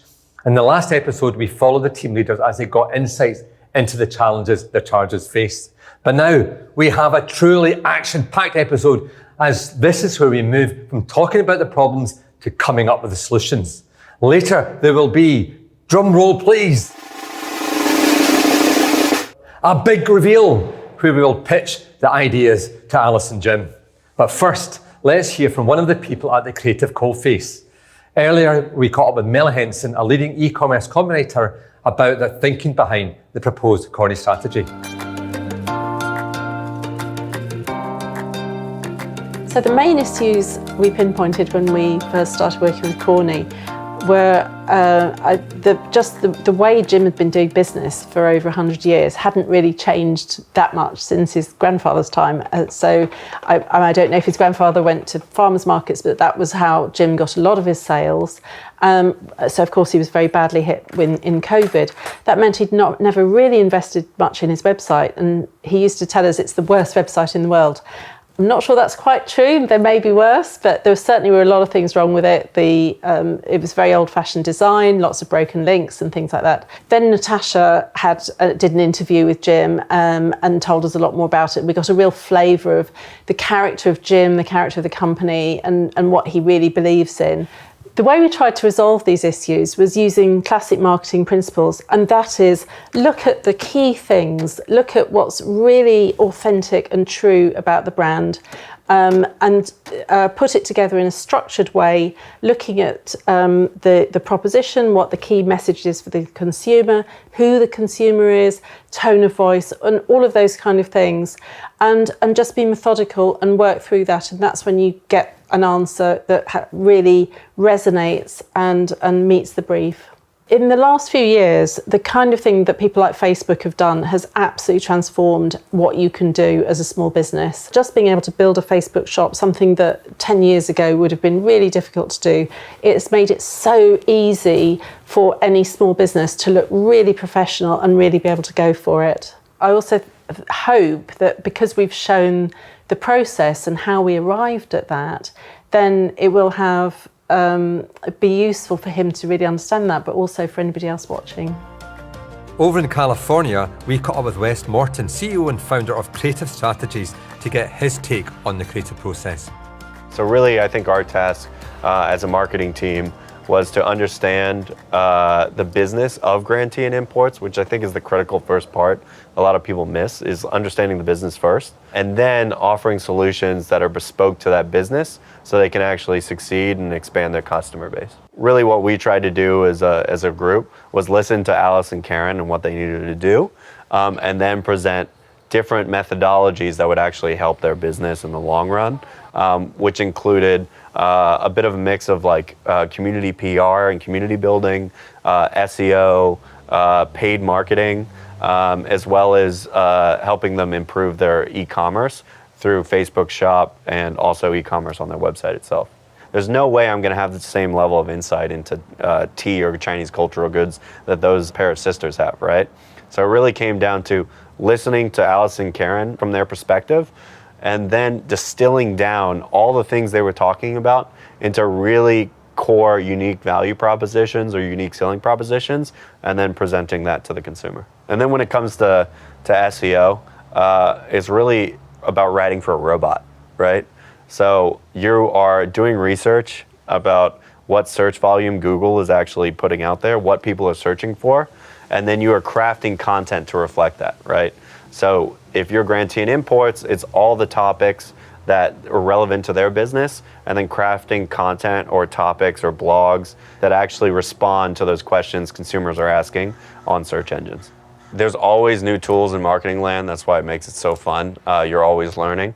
Facebook Shops just launched a new e-commerce product, making sure your website's connected to things like Shopify or all the Google tags are in place so you can track things. But I think just getting back to basics, it's all about having a good product and simplifying your messaging strategy so people know what you sell and can understand it clearly. And then once you have that core base, the world's your oyster. There's new products coming out every day, and it's just up to you to get the word out.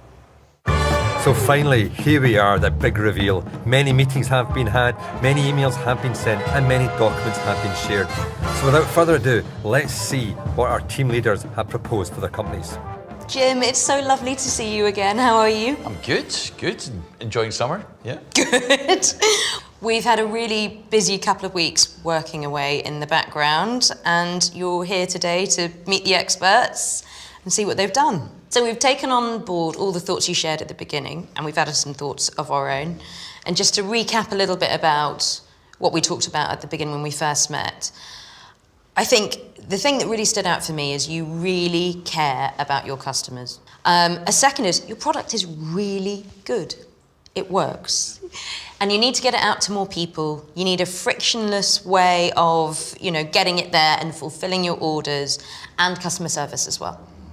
And then lastly, you need your brand to feel like it stands for something, if you're not physically standing on your soapbox and telling people about it.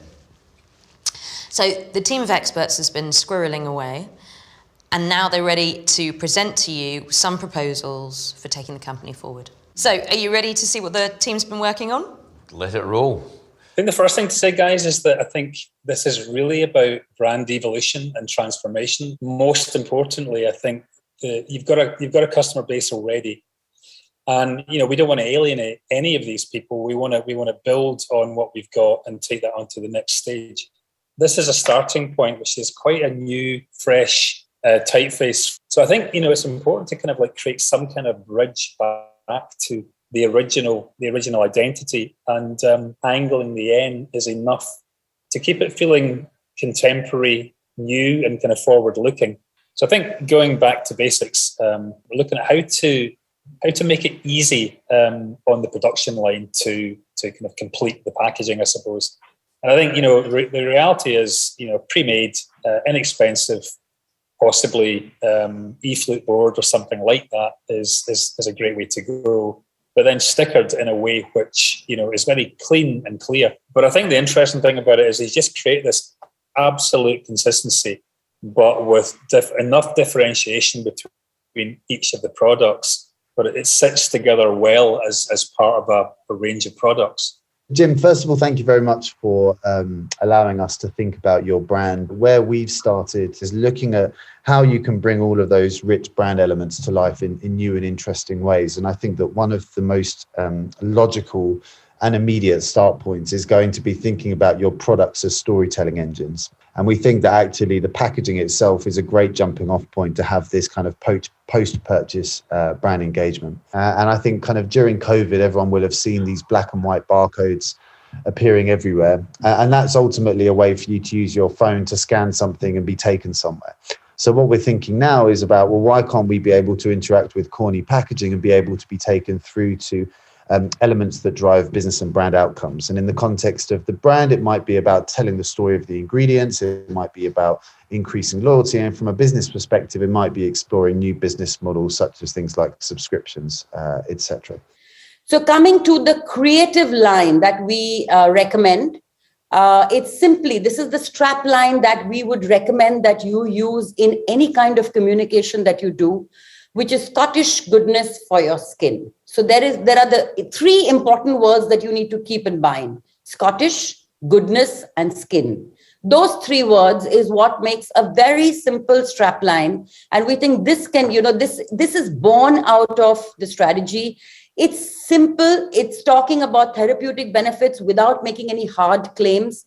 And it links back to we feel that there is a lot of authenticity and goodness in you. And that's what needs to also come out in the product. And of course, it will be unique to us then.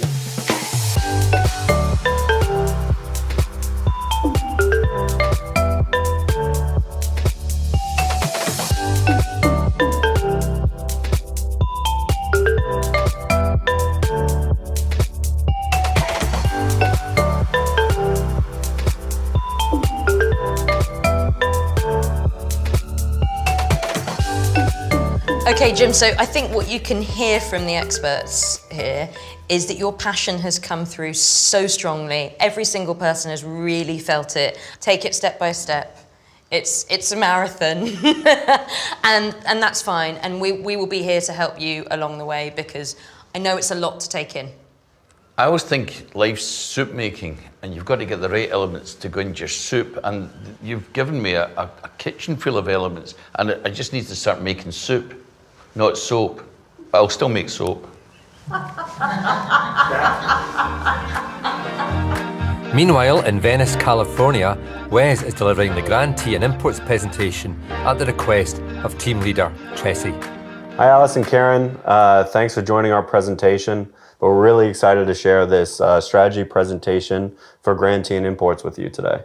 Really, this whole strategy, the main goal is to make Grand Tea and Imports the most trusted voice for all things Chinese tea and cultural heritage products. When we talk about messaging and the marketing story that you want to put in front of your consumers, really we want to highlight those things that make you special and different and bring those to the forefront.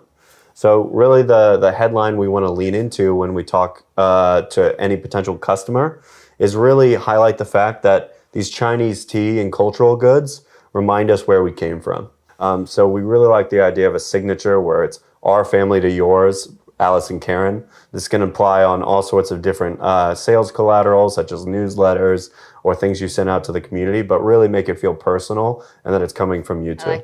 I like that as or that really captures the spirit of our business and spirit of this family business in a very personal way.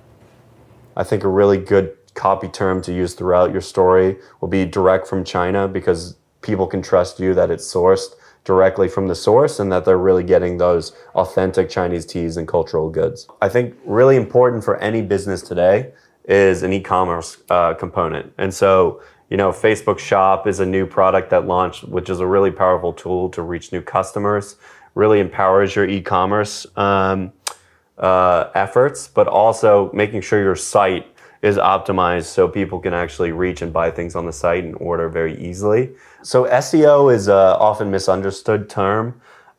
Really at the basic core level, SEO is the marketing practice to increase your traffic to your site through organic clicks. So really, how does one do that? I always like to say that SEO is a bit of you look at what people are actually searching for already on the different search engines, namely Google, but also the topic and themes that are relevant to your business.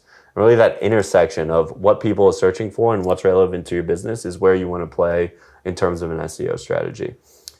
So how do you do that? Well, it's a bit of research ahead of time, but really determining keywords and phrases that your company can lean into and that's relevant to your business. So there's a couple content opportunities. I think really key for your business is product photos, right? People want to see, feel, taste, touch your different products because they're so interesting, from the arrangement of teas to the cultural goods you all sell. And because you have such a distinct product that people might not be aware of, or how it looks or how it's packaged, product photography is going to be essential for you all to build your online presence. PR and earned media. I know this is a lot of questions, but essentially public relations is exactly how it sounds. It is forming relationships with different media partners and editorial boards to surface stories that are relevant for your business and that can spark curiosity with the consumer. Next steps is really build out your Facebook shop, which I think we just completed, finalize website design, schedule photo shoots to elevate e-commerce. Basically everything we talked about before we could implement right now, and we're excited to do so. So that brings us to our final slide. Thank you, Alice and Karen, for letting me present to you today. All in all, I think these are all great ideas. I can't wait to see them in practice. Yeah. It's fantastic that both Jim and Alice have responded so well to the proposed strategies. In the final episode, we'll check back in with both businesses and their team leaders to hear their thoughts on the journey so far and find out what the future holds. See you then.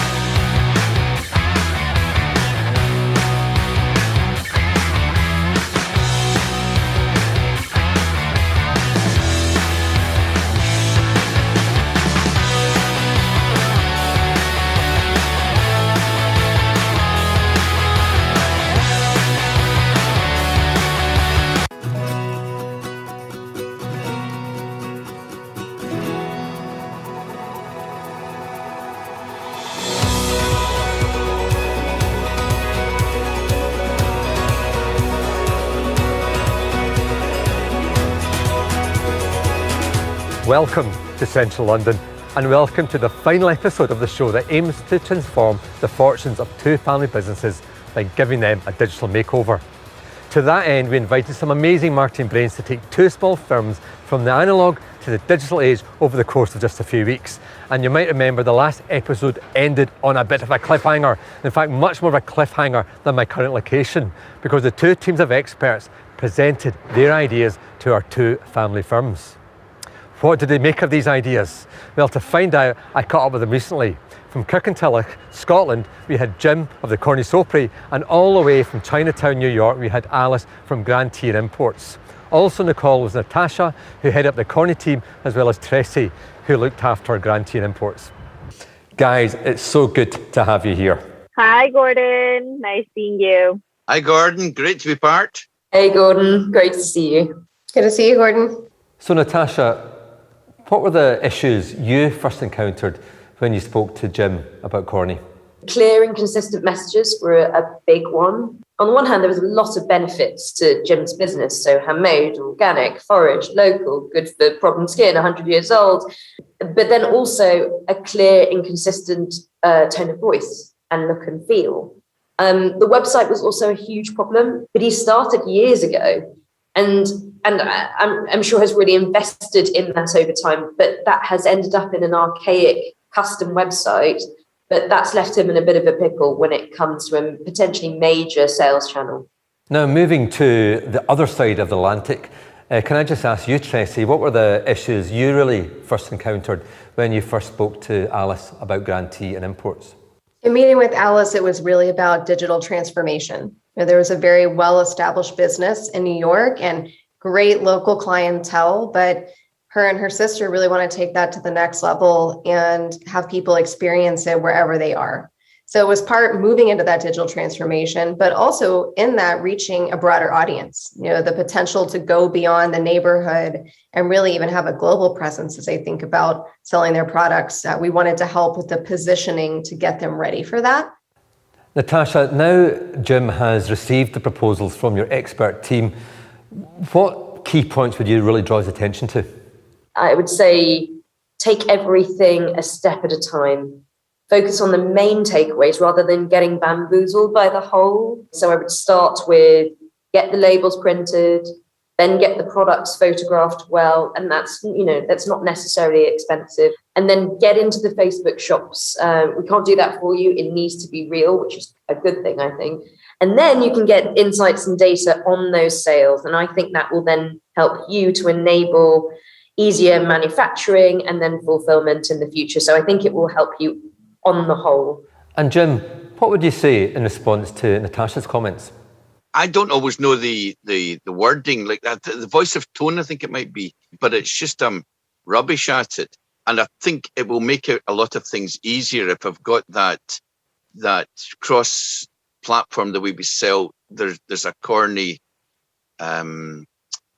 holistic feel about it, which is it's not got that just now. Other things I did like the loyalty thing. Very, very interested in that. And also I'm pulled down by the friction that I've got just now. And if I can get something like Facebook shops that will just do the things without having to jump and botch into something to make it work, that's exciting. That was the thing I said at the start. I want it friction free, and it's just giving me the route map out to friction free. Now, maybe going to Tracy next. Now your team have presented your plan. What elements would you sort of highlight to Alice and Grantee and imports? I would definitely start with getting that right photography. I feel like that's everything when it comes to e-commerce and really making these beautiful shots of what you're selling and taking the incredible merchandising and the copy you already have and tying that with a picture is going to go a long way. And once you get that set up, we're here to support you when it comes to helping with the SEO. I believe that over time, putting these pieces in place could really drive the transformation that you're looking for. I think you're absolutely spot on about the better photography. I think my family would be most excited about the SEO. It's going to be the most rewarding just so that, the people who are searching for my family's products can even come by our website. And then, with the blog content, Karen and we've been writing on our Instagram. So to be able to put that into some sort of content that is accessible in more platforms than just Instagram, I think that would be amazing. More generally, Alice, obviously this is a bit of a two-way street in terms of a learning experience. What sort of insights have you got from the process? I've learned an incredible amount. Karen and I can't keep writing things, whatever we want for our copy. We have to, if we want to grow this small business and grow our online business, we have to be we have to be intentional about what kind of words we're using. And also I learned that Facebook is something that we're really not taking advantage of. We have a Facebook page that we created when I was in high school and basically have not touched since then. And so it's a really missed opportunity. And Jim, what would you say are the main takeaways as far as you're concerned? I think I need to release some of the things that I've been doing to let the professionals do that. And that's exciting, but they're also slightly scary. But it is, it's exciting. Even this is quite good. The SEOs and stuff like that. There's loads of other stuff we can develop on and absorb what we can do. So the future is interesting. Okay, it's been a hell of a few weeks, a fascinating few weeks. Natasha, starting with you, how have you found the whole experience? I've met some seriously talented people. I think I wasn't expecting it to be so seamless and collaborative. A lot of people that were really at the top of their game. It was also such a highlight to meet and get to know Jim. He's such a good person. His heart is so in what he does, and his passion and his experience is really what you need in the small business. And without that, I just think there's nothing. He's a craftsperson, and big brands can learn from that. When you really, really know your customers like Jim does, then they stick with you. And Jim really cares about his customers. So that's been a real highlight for me. Jim, the same question to you. How have you found this experience? I've enjoyed the experience probably more than I should have. It's been enlightening, and the process has opened my eyes. QR codes, quick response. I was teaching my pal, who's a professor of physics, what QR meant. So that's a first. He always tells me. So that was great. And Tracy, what about you? What have the last few months been like? I agree. It was highly collaborative and fun to meet new people, and especially the more we got to know Alice and her family and their story. All we wanted to do was help in any way that we could to really take their business forward, because we believe in them. And it's been amazing to work with you, Alice, and get to tour the shop and do it all remotely too. And finally Alice, in terms of this experience, what has it been like for you? The experience has been amazing so far. I mean, as a small mom and pop family run business, we're always in the weed of just thinking about everyday operations, and just to be able to meet people from the top of their game to be able to take it under the wing of so many professionals. We really are so incredibly lucky to be a part of this. And finally, Natasha, because this is about so much more than these two companies, what advice would you give to small business generally? I'd say grow your peaks and cut off your troughs. And by that, I mean, just use your strengths. You didn't set up a business in the first place because you're good at everything, but because you're an expert in one thing. Going to where all the traditional customs are for Jim is great, but also understand that they have frustrations too, and that can be a real barrier to purchase. So using platforms and services like WhatsApp and Facebook Messenger for customer service and for troubleshooting can be really useful. People want to know stuff, but they've changed their habits. They want immediacy. They don't want to wait for a reply to an email, and you don't have time to reply to emails when you're making soap. And they don't want to sit there waiting on the phone either. So things like that are mutually beneficial. And Tracy, from a US perspective, what advice would you give to small businesses? Yeah, first I would say to dream big. You know, I think anything is possible, and you can get very caught up in the day-to-day, right? Everyone is overwhelmed and there's so many things to do, but take the time to set the vision and imagine what could be, because I think that's really powerful. And then make it happen, right? Start somewhere. You don't have to do it all at once, but figure out where your strengths are and where you should be leaning in and spending that time.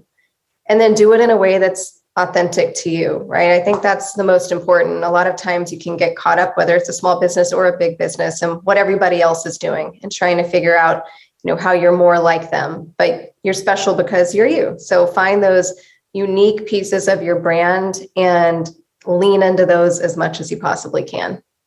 Well, that is it, the end of the series, but not the end of the journey for Corny and Grantee and Imports. They have received real insights and the bones of a fantastic marketing strategy. And they're on the cusp of launching a range of initiatives, including a shop on Facebook Shops. A huge thanks goes to both our teams, and Tracy and Natasha in particular, for doing such an amazing job. To use Tracy's phrase, I think we've helped our two small companies dream big, and the process has shown small business generally how they can be big. With that in mind, goodbye. and thanks for watching.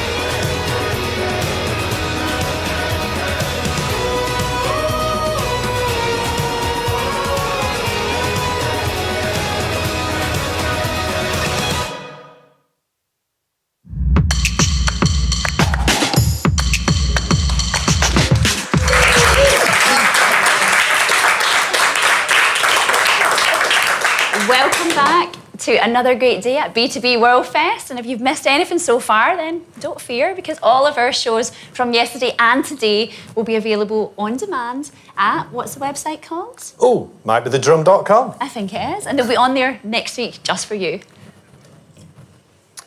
Thank you very much for those who contacted us using the hashtag B2B World Fest.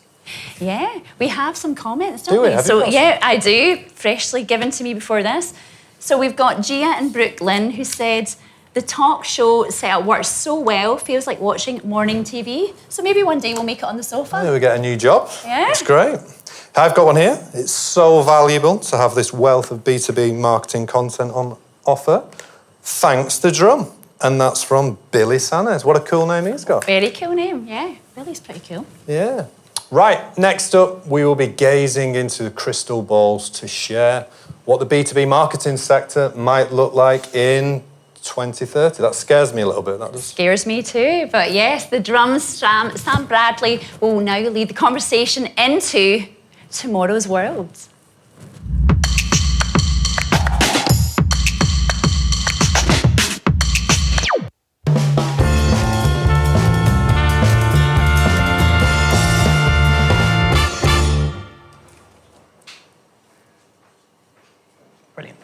Hello, I'm Sam Bradley, the Drum's senior reporter, and today we're exploring the near future of B2B marketing. B2B marketing has come a huge way. Just early today, we heard that it was maybe entering a new golden age.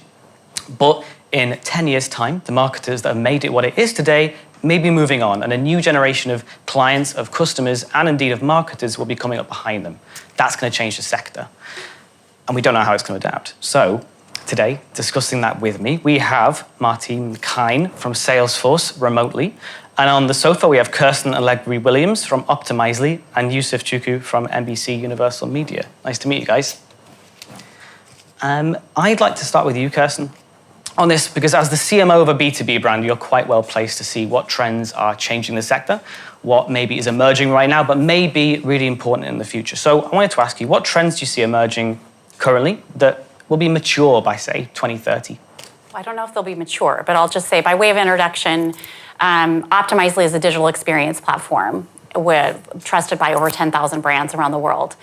And what we see among our customer base is a couple of things. The first is the unbelievable creativity that needs to be unlocked at the mid and bottom of the funnel. You know, we talked earlier today about really understanding the micro motivations of customers to make buying decisions. And that's going to be even more paramount as we look at an economic downturn. How do we accelerate the sales process so that, you know, we can compress the timeline of decision making? So that's one key piece. And, you know, what we tend to focus on a lot in the industry is the top of the funnel. That's what gets celebrated. LinkedIn posts, YouTube videos, things that people see from an awareness standpoint. But I think that as we look at the conversions of how to actually accelerate that sales cycle, that's going to be where we should really unlock a lot of creativity and humanity in our marketing.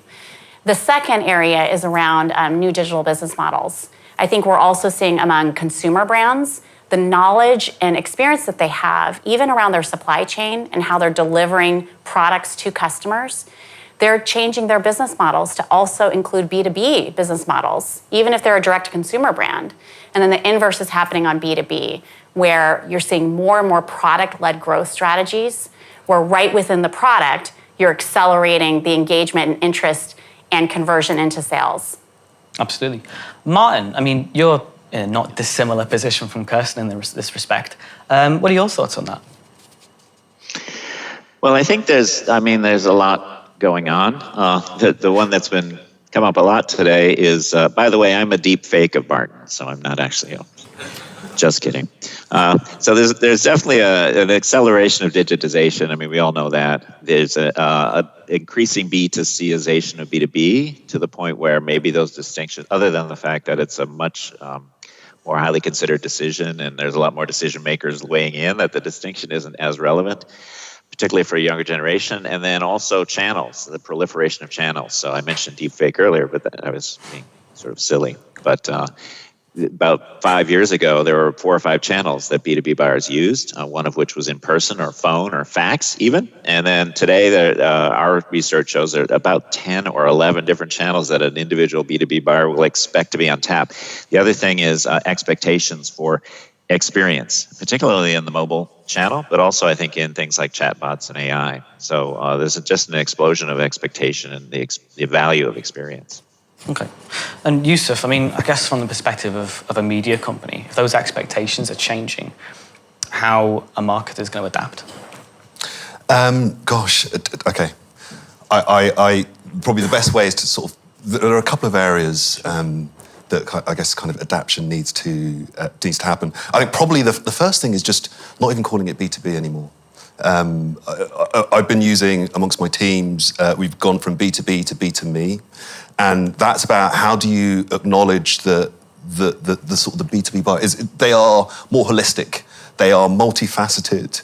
I think there was a time when if you talked about a business person, and in fact we probably used to say businessman, a very particular image would arise in your head.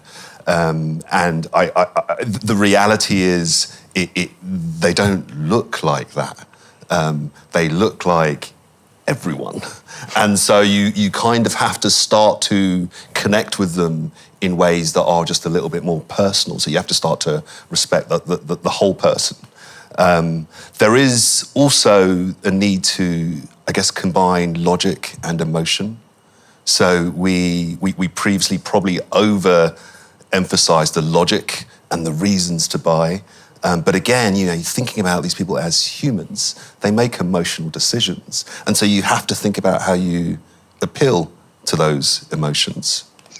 Probably the other piece is thinking about kind of how do you appeal to people's passions, but actually pick them out specifically. A kind of like when we think about aligning with their passions, at NBCU we have CNBC and we have golf, and so those are kind of traditional kind of B2B channels. But at the same time, you'll have people watching Real Housewives or Below Deck or whatever it might be, and so you kind of have to think about people's passions and how do you tap into those. And then probably finally, and I guess this is something about like how the one thing that probably will never change is the importance of stories. Like we have always, since we were drawing pictures on cave walls, like as humans, we've responded to stories. It's how we convince, it's how we inspire, it's all those sort of things. And so in terms of B2B marketing, we have always needed to lean into storytelling, and I think even more so as we go into the metaverse or wherever it might be, like the storytelling piece is going to remain consistent, and so you just can't forget to kind of focus on that story. Okay, that makes sense perfectly. Well, on the importance of storytelling, I think that brings us to our next question, which is very interesting, in that Salesforce produced a Super Bowl ad earlier this year. It's got narrative. It's even got a big name star attached to it. And I think we can show that just now, if that'd be great. Space, the boundary of human achievement, the new frontier.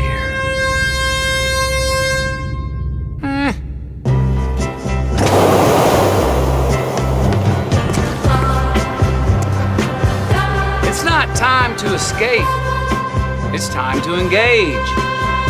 It's time to plant more trees. It's time to build more trust. Time to make more space for all of us. So while the others look to the metaverse and Mars, let's stay here and restore ours. Yeah, it's time to blaze our trail. Because the new frontier, it ain't rocket science. It's right here.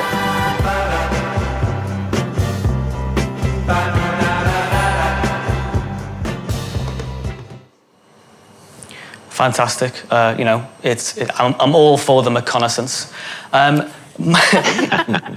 Martin, why did you choose to produce an ad for the Super Bowl in that manner, in such a, I suppose, a B2C manner? Well, there's a couple of you saw subtle, not so subtle tweaks in there against some competitors. At the very beginning as well, that was a reference to somebody who will go unnamed. But I think, Salesforce is unusual in some instances. Like we're not a typical B2B brand. I think there's the biggest building in San Francisco has a Salesforce logo right on it. And then the other thing is it is a purpose-driven brand. There's a 111, so we're giving 1% of profits to charity and so on. So I think the net zero initiative is absolutely critical to the core Salesforce mission. So I think it's more of a B2C-like brand than B2B players. But the other thing is that there are a lot of people within the Salesforce ecosystem who aren't particularly labeled as buyers. There's trailblazers, there's 200,000 customers of Slack, for instance. There's 10 million people who are either admins or who log into a Salesforce tool, or work for a partner who logs into a Salesforce tool daily. So it's almost a B2C scale B2B brand. So that points to the relevance. But the other thing is that it is the top of funnel growth and brand perception. And so I think that this spot in particular was around business as a platform for change. And that's an important part of the brand mission, which is that co-founder Mark Benioff does believe that he can use his platform that he has to try to make some kind of positive change in the world, which is a good thing. And Super Bowl is a big platform. And so the whole purpose of that ad was to promote net zero and sustainability and to align the Salesforce brand with it.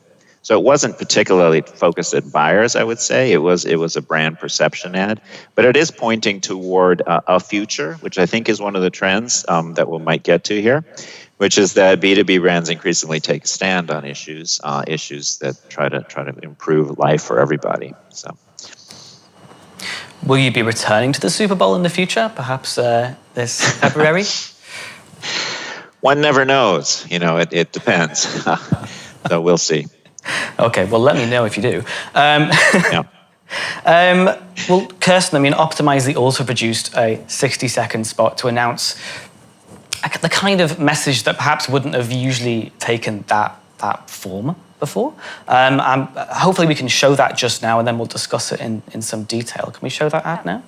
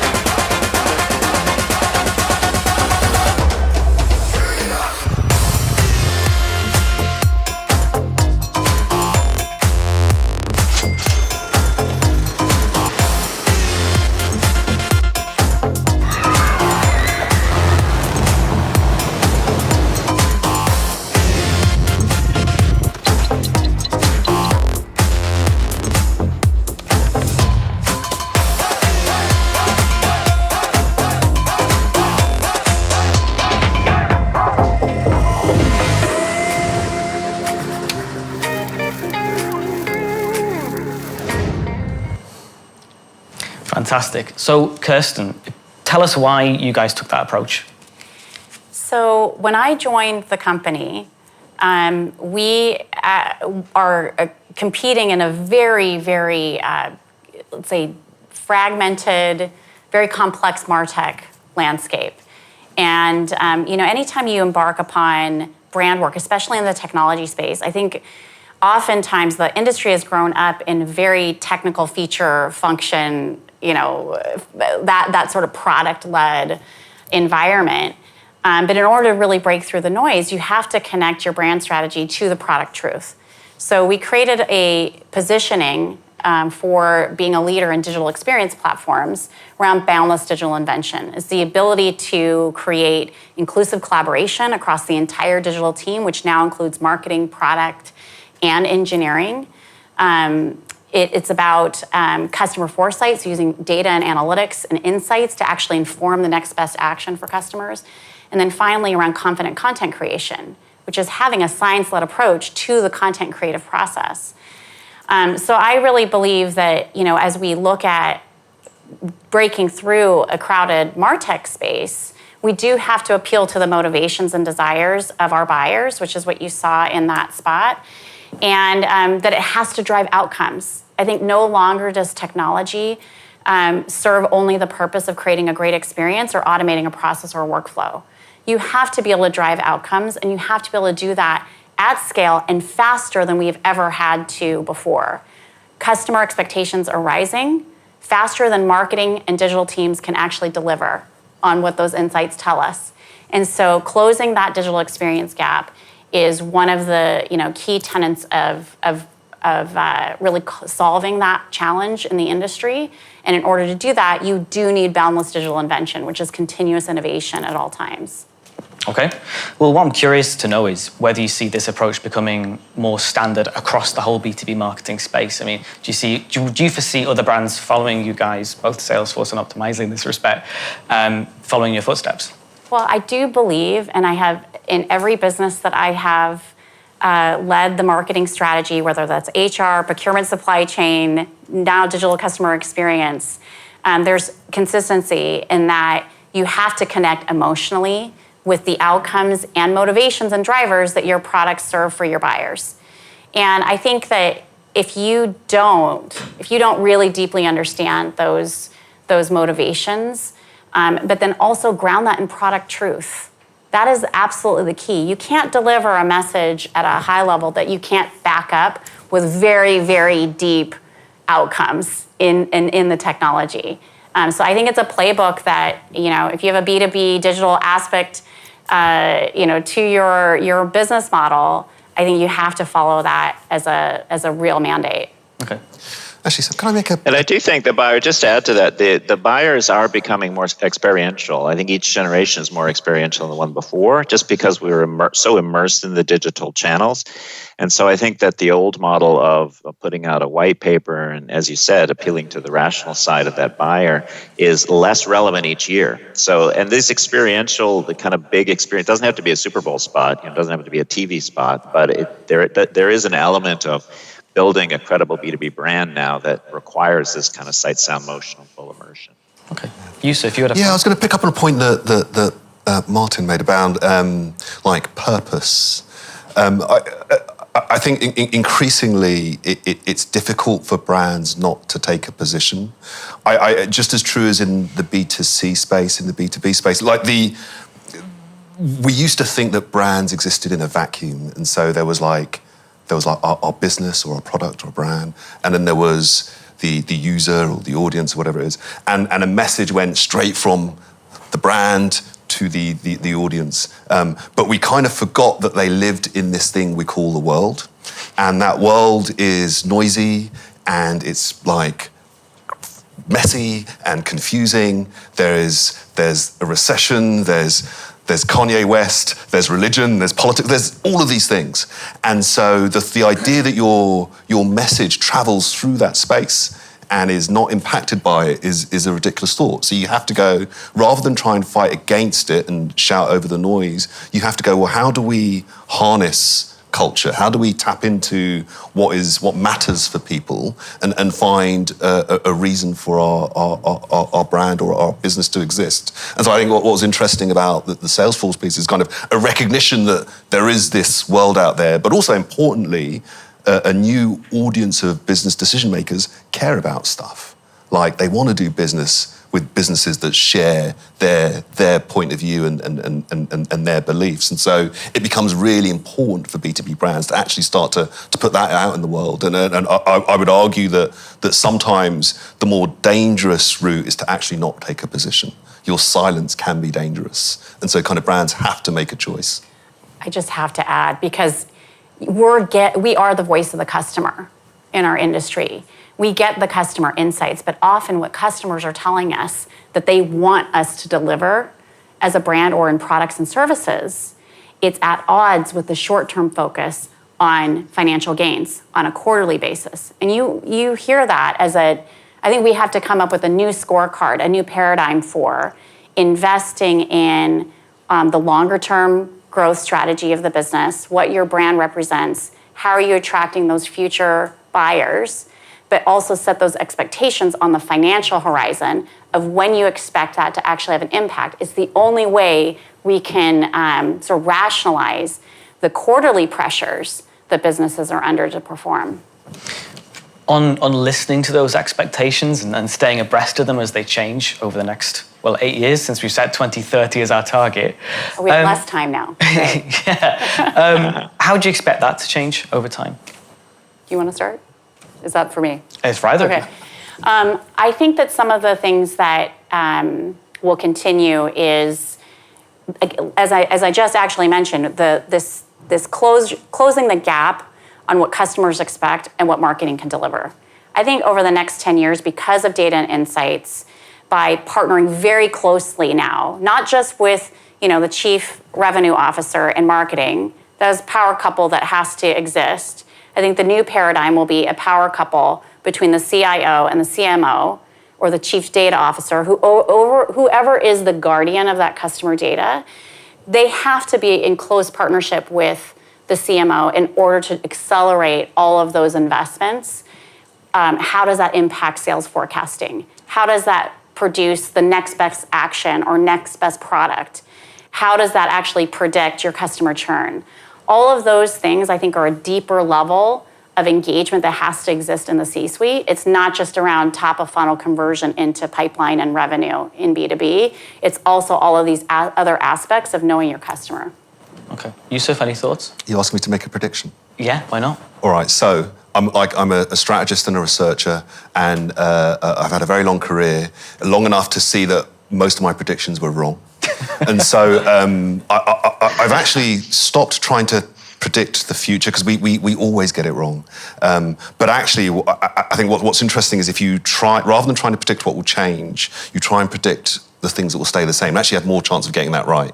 And so the example that was given to me is if you go back 100 years, you'll find that we were sat on chairs and we were actually probably using knives and forks. And if I was making a prediction for the next 100 years, I'd argue that we'll probably still be sat on chairs. And so when you think about our space, I go back to the things that I feel are fundamental, and I'll put bets on those are the things that will not change. So earlier I talked about storytelling, eternal, that will always hold. I think it was the point around kind of tapping into emotions and aligning with the things that people are trying to do. However the environment changes in the future, that as a task will remain. And so I always sort of challenge people to think about the things that they could think of that are fundamental, and actually kind of over-focus on those, and sometimes just don't get distracted by the things that will almost definitely change, and we have no idea how. Okay. Martin, you talked just a second ago about there being maybe diminishing returns year after year on purely rational appeals to customers. And I'm curious, just to play devil's advocate for a second here, since we're talking about 8 years' time. By 2030, will we have got to the point where there are diminishing returns on emotional appeals from B2B brands as well? Well, I do have a confident prediction here. Dare I mention marketing technology? And this is related to the question you just asked. I think that in the B2C space, we've seen the rise of this category of customer data platform, which is basically a way of organizing customer data, taking it from 10 different systems and putting it in a single place. And that's very useful for building models, predictive models, and analytics. And I think it's slowly working its way into B2B, so that we have that kind of single view of an account. And as we move forward, as we've already seen in the world of AI, the leaps and bounds that kind of automated analytics is making are almost frightening. I joked earlier that I'm a deep fake, but there are very convincing deep fakes. So I do think we're going to a space where there's going to be very clean, unified profiles of accounts. There's going to be very good analytics put on top of it, and it will be able to intuit what is the right presentation for an individual, so that it'll be a mixture of rational appeal for somebody who's more inclined that way, or an emotional appeal for someone who's a little bit more inclined toward the emotion, and so on. It'll be limited only by the amount of information that we have about that person, that account. So the answer to your question is it would depend on the person, and it'll be a pendulum, or a spectrum. Yeah. And do you think those developments will be potentially hindered by more stringent privacy rules that we're kind of seeing coming in? Without a doubt. Yeah. Well, it'll become more transparent. We've already seen it. You have to ask people for permission to use information. People, I believe in general, we are okay with sharing information as long as we trust the brand and we know what information we're giving them, and we can change our mind. So I think we as customers are in this transition period where we're becoming more comfortable with that equation. But there's no doubt that regulations have a major impact on data collection. Yeah. Okay. Well, one thing I've been curious about throughout this whole discussion is if B2B is becoming more like B2C. I think Yusuf used the term B2Cization. Will it still be a meaningful category distinction in 8 years' time? Will there still be such a thing as B2B if in 2030 we're using emotional appeals and McConaughey's still getting work out of us all? Kirsten, what do you think? I think the humanity of how we market will evolve. I think we'll have a lot deeper creativity, as I mentioned, not just in what we see across all the channels and third parties, but also in the first party experience. I think deep creativity will just only become more enriched by the data and the profiles that Martin just described. But I do think that B2B buying behavior will only continue to become more complex, more collaborative across the C-suite. The reason being is that I think again, over the past 20 years, I can speak from a technology perspective. This has probably been great for investors, that they could sell line of business applications into a line of business, and that business decision maker had the budget and authority to implement that solution on their own. I think those days are gone, because of what we were describing around bringing together the full breadth of understanding around the customer. No decision is going to be made in technology without the CIO, without the CFO, and in some cases, the CEO. So I just believe that is a very complex selling motion. I do not think it's going to get easier. It's going to get more nuanced, and to the point of connecting from a story perspective, you've got to understand the motivations and drivers and risks and fears that every single influencer in the C-suite is embarking upon in that context. That is going to be so crucial for B2B. Absolutely. Okay. Martin, any thoughts of your own? On anticipating the future, I think McConaughey will be huge. In general, I agree. I think there's business transformation going on, and that's a buzzword, but it's also real, and that's about marketing working more closely with sales, and marketing with service, and services. Businesses have to become flatter, more collaborative. That's the only way to succeed going forward, and it's not just at the data level; it's also at the decision level. So I agree completely. The decision-making process has expanded to the point where there are more people weighing in, there are more people with relevant opinions, and it's because I think ultimately the tools that they're using are more relevant for different departments as well. So this transformation going forward is going to be increasingly technical, we can say that for sure, and then it's increasingly multi-party, and so that makes the marketers, the onus on us as marketers and B2B marketers, even more kind of leaning in on analytics and technology. So I think that's probably the area where and newer people know this as well. People entering the workplace, they are more technical, they are more analytical than we were when I entered. Okay, fair enough. And Yusuf, any thoughts from you if the distinctions between the categories collapse? What does that mean for CNBC's business model, eh? Yeah, okay, so I'm not going to be able to add anything new to the very great answers that were given, but actually I think everything was sort of true. So I think the marketing will look like a lot like B2C. So I think you will, on the face of it, it will look very similar and will probably be hard pressed to kind of point to how they are different. At the same time, I think that the skill, the different specialities, whether they be data people, creative people, whatever, all of those skill sets, to Martin's point, it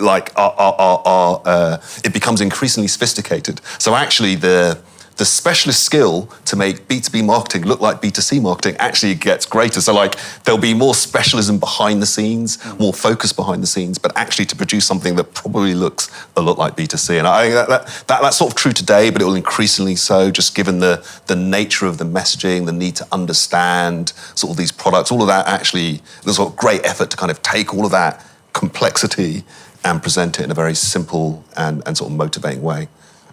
Okay, well that's actually all we have time for today. Thank you so much, Kirsten, Yusuf and Martin, for joining us. If you have any views of your own on the subject, then don't hesitate to tell us on social media. You know where to find us. Thanks very much for joining us.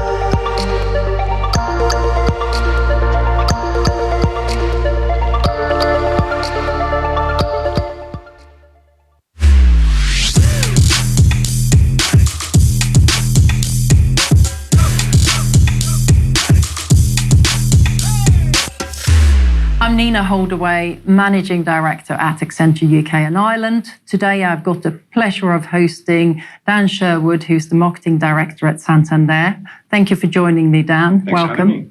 We have recently conducted a piece of research, The Great Marketing Declutter, and what I thought we'd look at together today is what it is that sets those thrivers apart from the rest, and why do you think business needs thriving leadership today?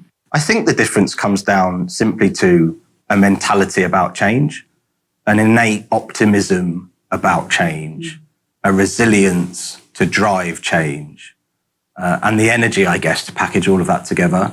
I think the key difference for a thriver is that they're always looking to chase change as opposed to let change chase them. They're always looking for the next opportunity, and they've got a positive sense of change, I think, as opposed to a defensive mindset about change.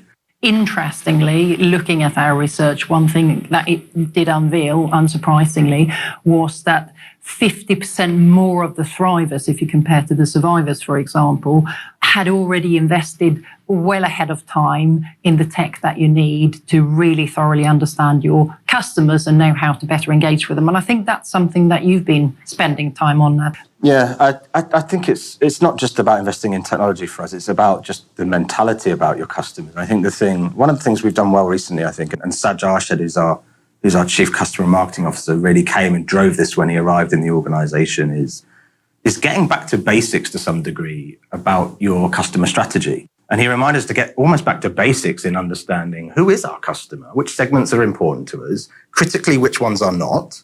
And I think that's an important thing that we've done in terms of decluttering, to use the language from the research, our environment, being much more single-minded about what we're about as an organization, our purpose, to focus is in on the customers that matter.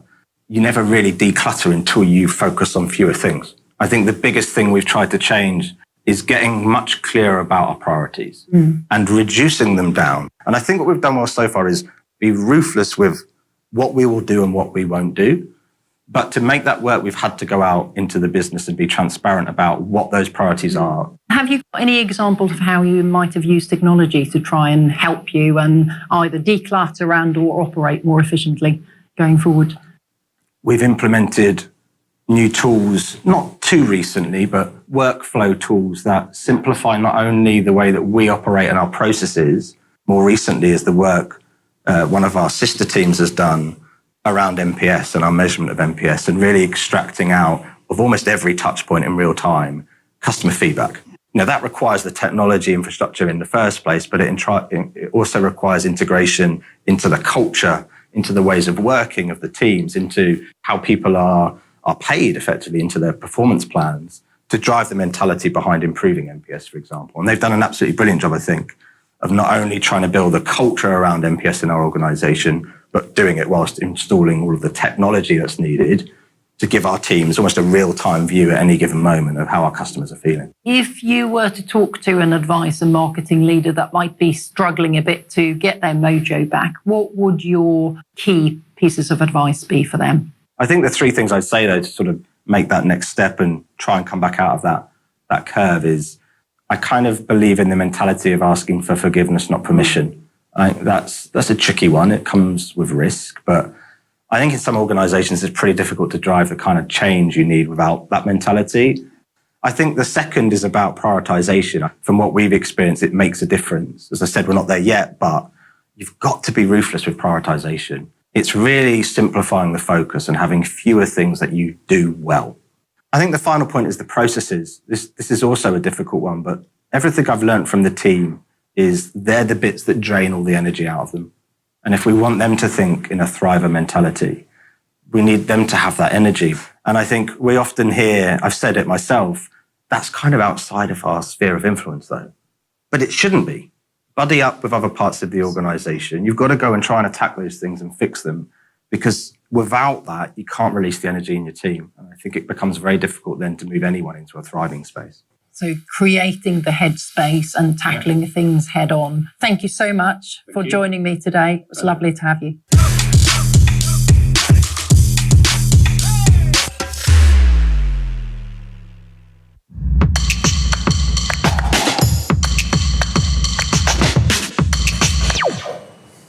Welcome back to B2B World Fest TV, where we are live streaming in front of an amazing studio audience here in London. Well, we have now reached the final show. Can you believe it? I'm gonna cry. Don't go. And I think it's fitting to end this fantastic programme. It's just been brilliant, hasn't it? It's been amazing. B2B marketers are living through. This is going to be the last one which we're going to tackle. Periods of enormous change. And we're going to now be hearing, this is a first for me to introduce my business partner. Oh, be kind. Oh, I've got to be kind. After all these years, I might be able to get something back. Tom Stein, my business partner, Chairman, Chief Growth Officer at Stein IS. It's a pleasure. And the show is titled Risky Business. So, Tom, take it away.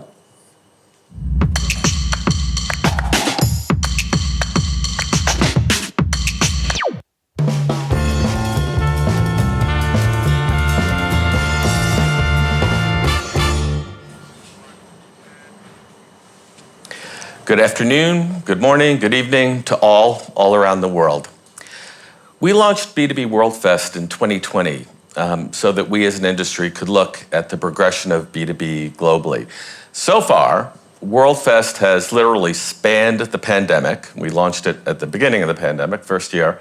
This year, we're moving right into the thick of evolving post-pandemic dynamics, Ukraine, economic stress, geopolitical tension, all of that. So Risky Business is an apt title for this culminating session of World Fest 22. During a period of known and unknown risks, what are the best approaches for marketing teams to take? What have we learned from the past? And as we saw during the pandemic, challenging times can be B2B marketers' time to shine. So how best can we prepare? Can't think of two better marketing leaders to address this topic. Then, Victoria Marcy. Hi, Victoria. Hello, Tom. Hey Thank there. you. Currently CMO of Ferguson, the $29 billion US distributor of industrial and construction products across a multitude of industries, and previously the global head of brand and marketing for Caterpillar, which is where I first met Victoria. So Victoria, welcome. Where are you beaming in from? Where are you sitting today? Oh, thanks for having me. I wish I could be with all of you. We are in Newport News, Virginia, headquarters for Ferguson Enterprises. Nice. And with us as well is Alvaro Del Pozo, VP of International Marketing for Adobe, this little company called Adobe. Longtime leader in IT marketing. Alvaro is responsible for all facets of marketing for Adobe's digital experience business. So that spans Europe, the Middle East, Africa, Asia Pacific, and Japan. Small remit. So Alvaro, thanks for being here. Thank you, Tom. All right, so let's get to it. We've got some ground to cover, and I think this is going to be absolutely a fantastic session. So, as we move beyond COVID, we know that it had a massive effect on how B2B brands interact with customers. So whether that's digital interaction, but I think it goes beyond digital interaction, and it may suggest a good basis for how we engage with customers in our world in a time of risk that we're in now, or in time of stress that we're in now. So I wanted to really start this, and I'm gonna point the first question to you, Alvaro. How did Adobe respond? So thinking about COVID, thinking about how you engaged with customers, like many tech businesses, yours probably accelerated. But how did you make that work in that world? Yeah, first of all, thank you for inviting me onto the panel. It's a privilege to be here with you and with Victoria. At Adobe, we leaned into who we were, who we are. We leaned into our purpose. And as a consequence, as you mentioned, we had the good fortune of accelerating our business and getting closer to our customers. And we did that by, first of all, prioritizing our people, our staff. Next, we prioritized our customers. And then next, we prioritized the business. And the learning was that sequence was really, really important. And you don't move from one to the other until you've absolutely nailed each one of them. And then it becomes a virtuous cycle as well. And how we did that, for people, we ensured that they were safe. We ensured that they had everything they needed to operate remotely, both physically and also emotionally, mentally, as they were undergoing extreme situations, unimaginable situations. As we think back nearly 2 years ago to March 2020 is the date that I recall when I left the building, assuming I was going to come back, and I didn't for 2 years actually, as well. For our customers, it was a dramatic moment. Many of them had digital roadmaps that were a few years out, and they had to accelerate and bring those innovations, those transformations into the immediate situation they were in. So years became weeks, if not months. And this was a defining moment for Adobe. They relied on us as a digital experience leader, as a provider, as an enabler, to be there for them in the moment. And fortunately, we could be there for them, helping them accelerate their roadmaps, but also doing things like rolling out e-signatures, which is also one of our products that enable them to close contracts where they were no longer able to be face-to-face. And that was in business, but also increasingly we saw it being used in HR, like people contracts. When you're onboarding new staff and you need to sign signatures, you couldn't do that in person anymore. So that was kind of the business side. I was very taken on how we performed and responded as a brand as well. And I mentioned that we leaned into our purpose. We actually leaned into our heritage as a brand, and that ensured that we remained authentic in a moment of crisis, which I think is critical as well. That's great. Well, let me point this a bit at Victoria now. So, I know you deployed certain strategies at Caterpillar, and that was year one of COVID, and then you left to join Ferguson, and year two of COVID. So 2 great big companies in 2 consecutive years. And, what strategies and approaches did you apply, and, what's the lesson going forward for now? Yeah, so building a little bit on what Alvaro said, listening to customer. And so a little different than Adobe, both Caterpillar and Ferguson live in the physical world. And we really had to focus on being there, literally physically being there to serve customers, our customers' customers, at the time they needed us most. And so for Caterpillar, that worked through our dealer network. And so there was a lot of work in using our website to drive folks for touchless pickup. And at Ferguson also, as essential business, many of our frontline workers, our warehouse associates, our drivers, they had to keep working so that the customers that were dependent on them to keep infrastructure. I mean, think about the hospitals built and the other needs that happened early in COVID. And so for Ferguson, it was a quick pivot. Building on what Alvaro said, there was an e-commerce business and capability offering that we quickly accelerated, but we also had to adjust the in-person experience, which is the heart and soul of this company. Our showroom, we have 250 showrooms across the country, a best-in-class experience, I would argue. Overnight, that had to pivot to a virtual experience. And the team did it without missing a beat, especially at a time where home renovations and home improvements were ever growing. A lot of tools, digital tools in the work. We accelerated the rollout of an app that made online ordering even easier and launched something Dispatch Track, so our customers could in real time know when things were showing up as they were under pressure. And then our drivers, right? I think Alvaro mentioned something about signatures. They had to keep delivering. And so some of the work was, how do we give them tools that they could get proof of delivery in a contactless, touchless way as we were deep in the soul of, or in the heart of social distancing. So just some examples. I think the challenge that both companies had and we have going forward is the work doesn't stop and it's physical work and it can't be done virtually. And so the company pivoted on both the digital and the in-person front. Yeah, that's great. We've talked about it. It's been on a few of the shows at World Fest that we in B2B, we love our products and we love our features and we love our functionality. But Victoria, back to you. When you actually presented at the first B2B World Fest, I remember it very, very well. From my kitchen table, Tom, from my kitchen table. I'm sure I was in my bedroom or at my desk somewhere in the house. But, you talked about reclaiming and reinventing our humanity, and you talked a lot about empathy. And so maybe if you spend a little bit of time telling us again how that played out then as a sort of marker of how we might think about things going forward.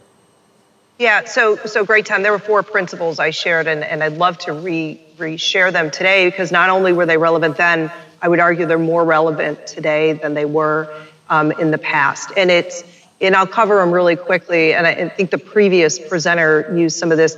It's about thriving and not just surviving, right? The empathy, the understanding. We had to really quickly find ways to connect with customers and associates.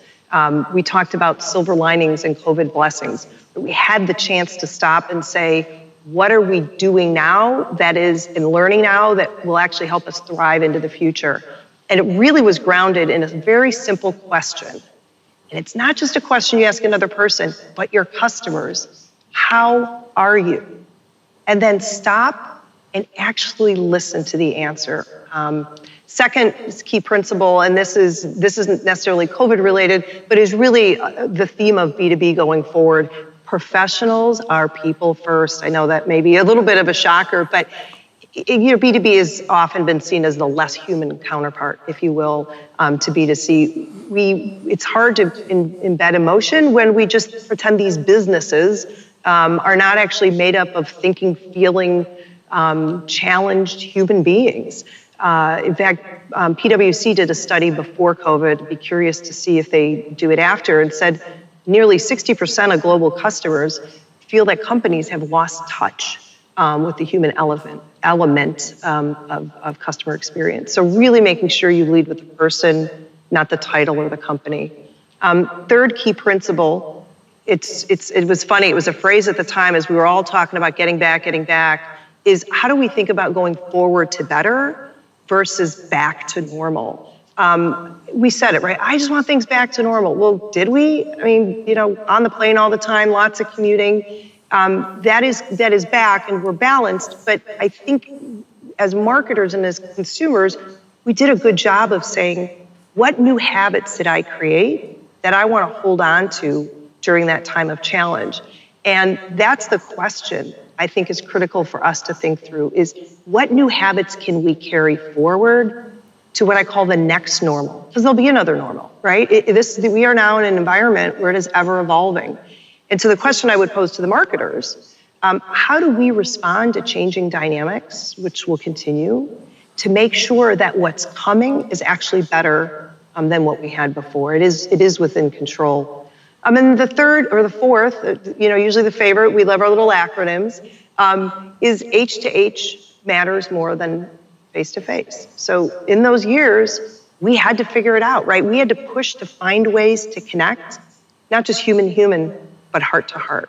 As you've heard before, I am a firm believer storytelling is the strongest, smartest, most potent, in many ways probably underutilized tool for marketers. Story is actually what allows people to connect with the brand at that heart level, which is the most important, right? It lets the data and the insights come to life. It helps shift perceptions, changes behavior.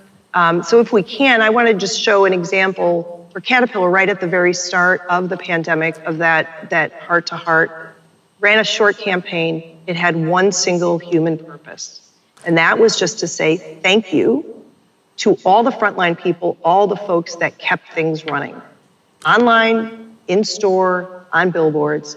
In less than a month, it reached over 57 million people in impressions. So if we can take a look at that. Can we play? Yeah. Emptiness. It's a dark, uncertain feeling. It's a primal fear. But it's not our reality and will not be our fate. Because there are people out there who fight it every day.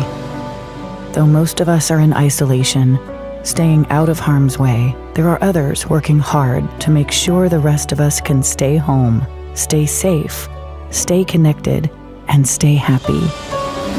Thanks to the people who put food on the shelves. And thanks to the people who keep things moving. Thanks to the people who keep the lights on and those who stand ready to do their part when they can. Thanks to those who make sure hospitals keep running, medicine and machines stay ready, and information keeps flowing so doctors and nurses can keep working and the world can recover. Thank you to everyone who fights against emptiness. We always knew we needed you. And now the world knows how essential you truly are.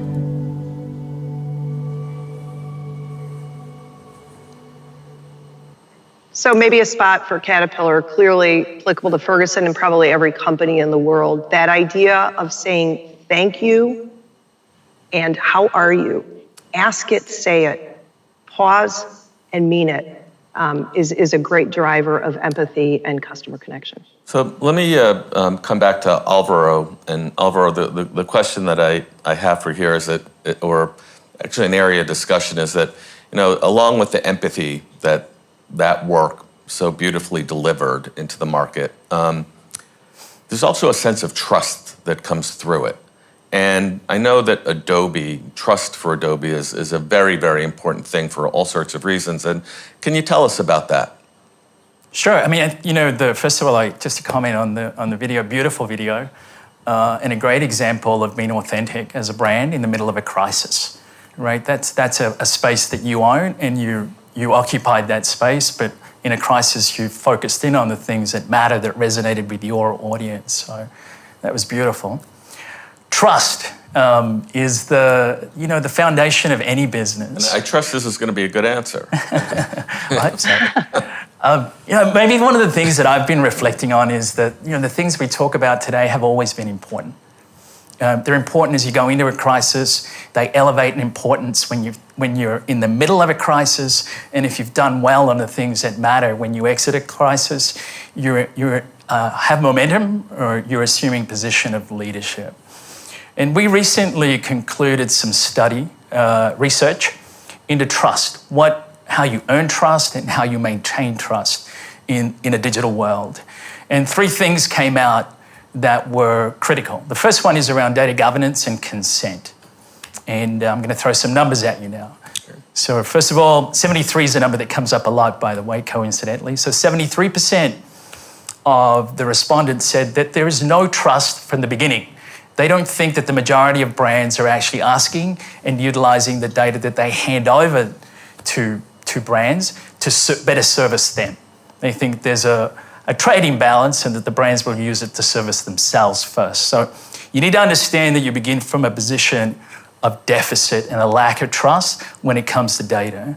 The second one is a misstep in data has significant consequences. So 2/3 of consumers will walk away if there's a data breach or if their preferences are not honoured. So this is a foundational, non-negotiable, first and important thing that brands need to focus on. The second one is personalisation. Here's another 73. 73% of respondents said that they value personalisation and that they want to be treated as individuals. So this is the magical cohort of one or a segment of one. It's no longer about putting people in a mass demographic segments and believing that that's what they're after. Today, it's about the individual. So just to ask specifically about that, 73%. Yeah. And, whether you're trusted enough to have people's data and utilize it, there's, some people don't feel so great about that, for sure. And yet, everyone wants higher level of relevance and personalization, so trust has to be the thing that connects those, doesn't it? Absolutely. Yeah. Yeah, and I mean, so if number 2 is personalization, number 3 is consistency, and I think that's what you were getting to. So trust is built, it's retained by keeping promises in a relationship. I always sound like a marriage counsellor when I say that, but it's true to your marketing objectives as well. There are moments at which you need to turn up and demonstrate that the data that you have on hand is being utilised to uplift an experience, to demonstrate that you know your end customer. And I love a quote from the founder of Under Armour, who said that trust is gained in droplets but lost in buckets. And that's a call to action to marketers, but it's also, it's that risk-reward opportunity that you have when you step into this realm. Yeah, we've again, some of the things that we've heard during various shows have really been consistent from show to show to show during World Fest, and trust has come up as a core B2B attribute, a leading attribute a number of times. So especially in a digital context, that makes total sense. And one of the best examples, probably one of the most emotional examples, because trust is an emotional word, that is the collaboration we have now, the partnership we have with Real Madrid. So for those of you who don't know Real Madrid as well as I do now, they have somewhere between 600 million to 1 billion fans across the world. They have more fans outside of Europe and more fans in Asia than they do in Europe.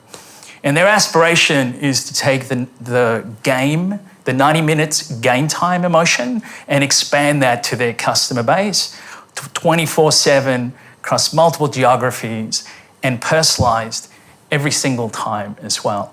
So when you think about, what I'm learning as a marketing leader as I partner with Real Madrid is how to get into the right headspace as I think about personalization and I think about trust and I think about the emotion associated with the fan. And the experience that you're enabling. Yeah. Imagine you're a lifelong fan and Real Madrid does not recognize that relationship in that moment, in that digital moment. So Victoria, over to you again. Just wanting to make sure you're paying attention. All ears.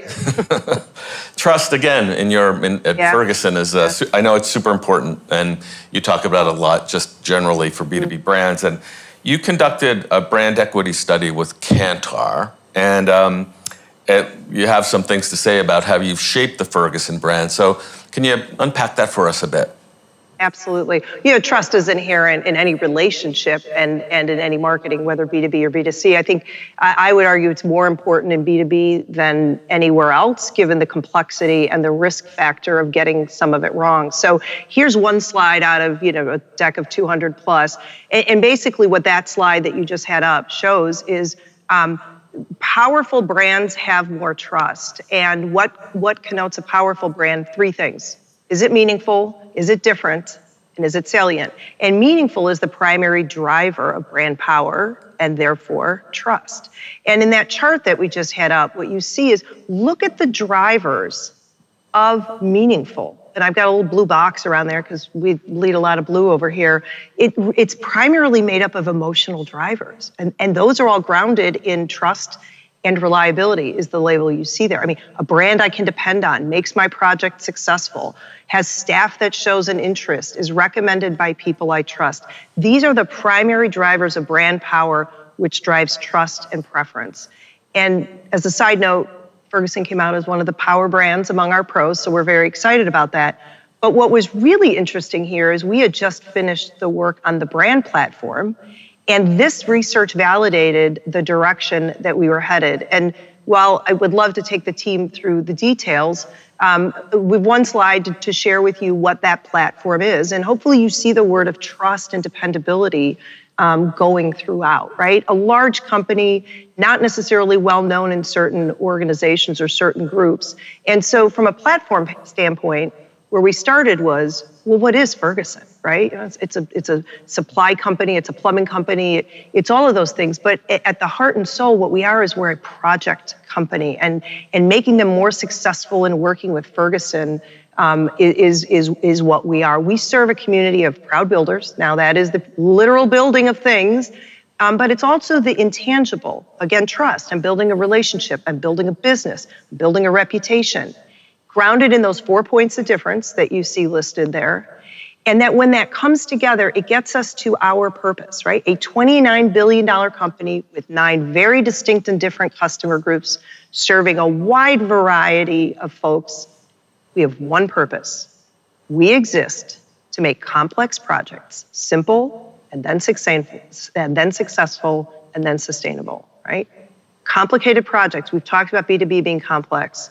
We have the products and the services and the expertise to get to simple and then successful and then sustainable. If we can, yeah, please. No, I'm sorry. I know you have a video for this, and do you want to play the video now? Can we play that? Yes, please. Okay. We're all builders. Every day we're laying the foundation for something. The question is, what are we building? The community of builders we serve is transforming the world we live in. We have the products they need and the tools to help them move faster. We're trusted partners with the scale to provide peace of mind. We help build homes, schools, hospitals, and communities. We bring water where people need it. We help keep people warm and safe. We bring structure to infrastructure. We work to improve our world. We can walk down any street and see the impact we have. We do things that make things better. Over nearly 70 years, we've grown from a local distributor to a $23 billion company with 30,000 associates across North America, touching almost every aspect of our customers' work. And we're honored to play our part. We build relationships, trust, and confidence. In a world that grows increasingly more complicated, we have the knowledge, expertise, and technology to structure projects for success. We build intelligently, sustainably, and profitably. Together with our customers, we help build the shape of things to come. We build the world we all want. We build the change we all need. Ferguson. Together, we build better. So, Alvaro. I'm sorry. No, go ahead, please. I was just going to say, the trusted partner, the end result there was, as we put that in front of our customers, their affinity for Ferguson nearly doubled, went from 38 to 76%. And so the power of explaining your value prop and how you build trusted relationships, it doesn't just feel good, it actually drives business. So. The last question I want to ask, we have a couple minutes left. And so, during COVID, empathy, really getting behind customers, doing things at an accelerated pace to help drive their businesses to support them. Now, in another time of risk, time of uncertainty, I'm going to ask each of you, same question, what do you advise? What do you advise? What would you recommend to all of our viewers as the one thing they should focus on? So Alvaro, will you go first? Sure. I think Victoria mentioned and used the word survivor, thriver. And I would definitely index on the thriver attributes, which is getting the right balance between dealing with the short-term realities of a crisis, but remaining true to your long-term vision, including remaining true to your brand as well. And to make it more real and operational, right now what's sitting in front of me back at work is deciding where I'm going to continue, optimize, and accelerate, right? And where I'm going to put dollars and energy behind changing the game, so when I exit FY23, I'm ready for FY24. In the optimized space, I'm looking to be really hard on how I drive efficiencies to free up dollars to drive change as well. Okay. Victoria, your 1 minute answer. Yeah, listen to your customers and structure to be agile. Fail fast, learn faster, and solve the fastest. Wow, that was less than a minute. Thank you both. That was an amazing conversation. I think you give us great confidence, and both of you exude that kind of confidence and optimism and forward-thinking, forward-looking perspective that sustains companies and helps grow companies even at times where uncertainty prevails. So great wisdom shared by each of you, by both of you. Thank you so much. Victoria, lovely to see you. Alvaro, great to see lovely you. to see you as well. Thank you.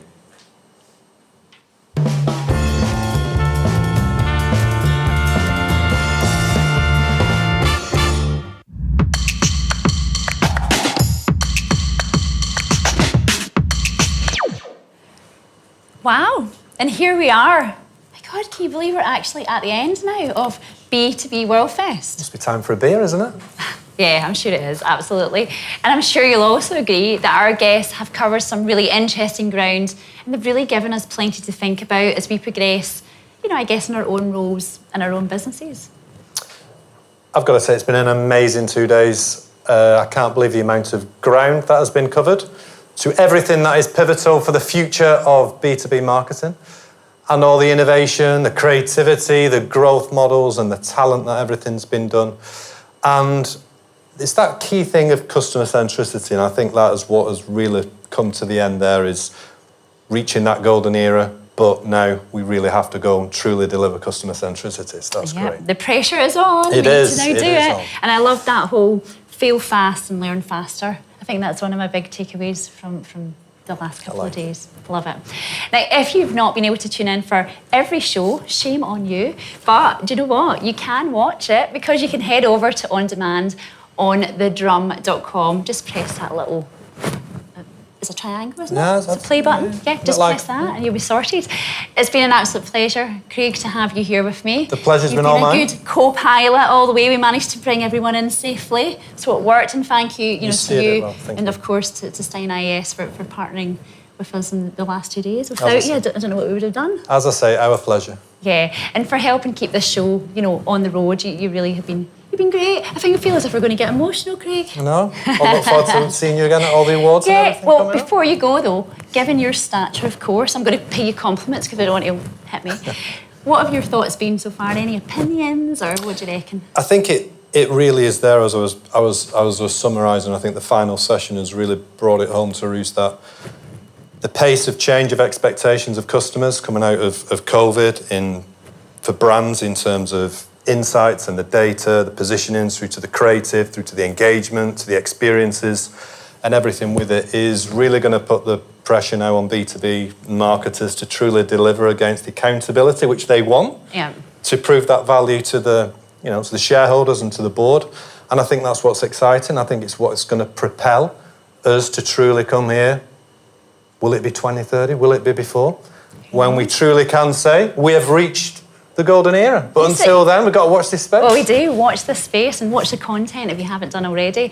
And a final thank you, of course, to our live and very alive studio audience. Thank you to all of you. Thank you to all of the viewers around the world who have tuned in. You've come on this journey with us over the last 2 days. But you know what? Let's keep the conversation going over the coming months until we see you again next year at the amazing B2B World Fest 2023, not quite 2030, 2023. So from all of us, wherever you are, good afternoon. Good evening. And goodbye.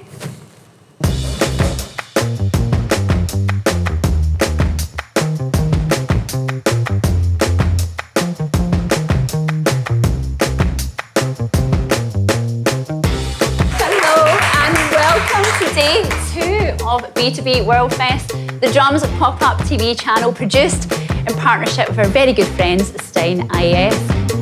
The big question, which we'll carry on to do today, is B2B entering the golden age of growth. The hottest issue in B2B is probably the environment. We're going to go forward and make all the sustainable decisions that we can.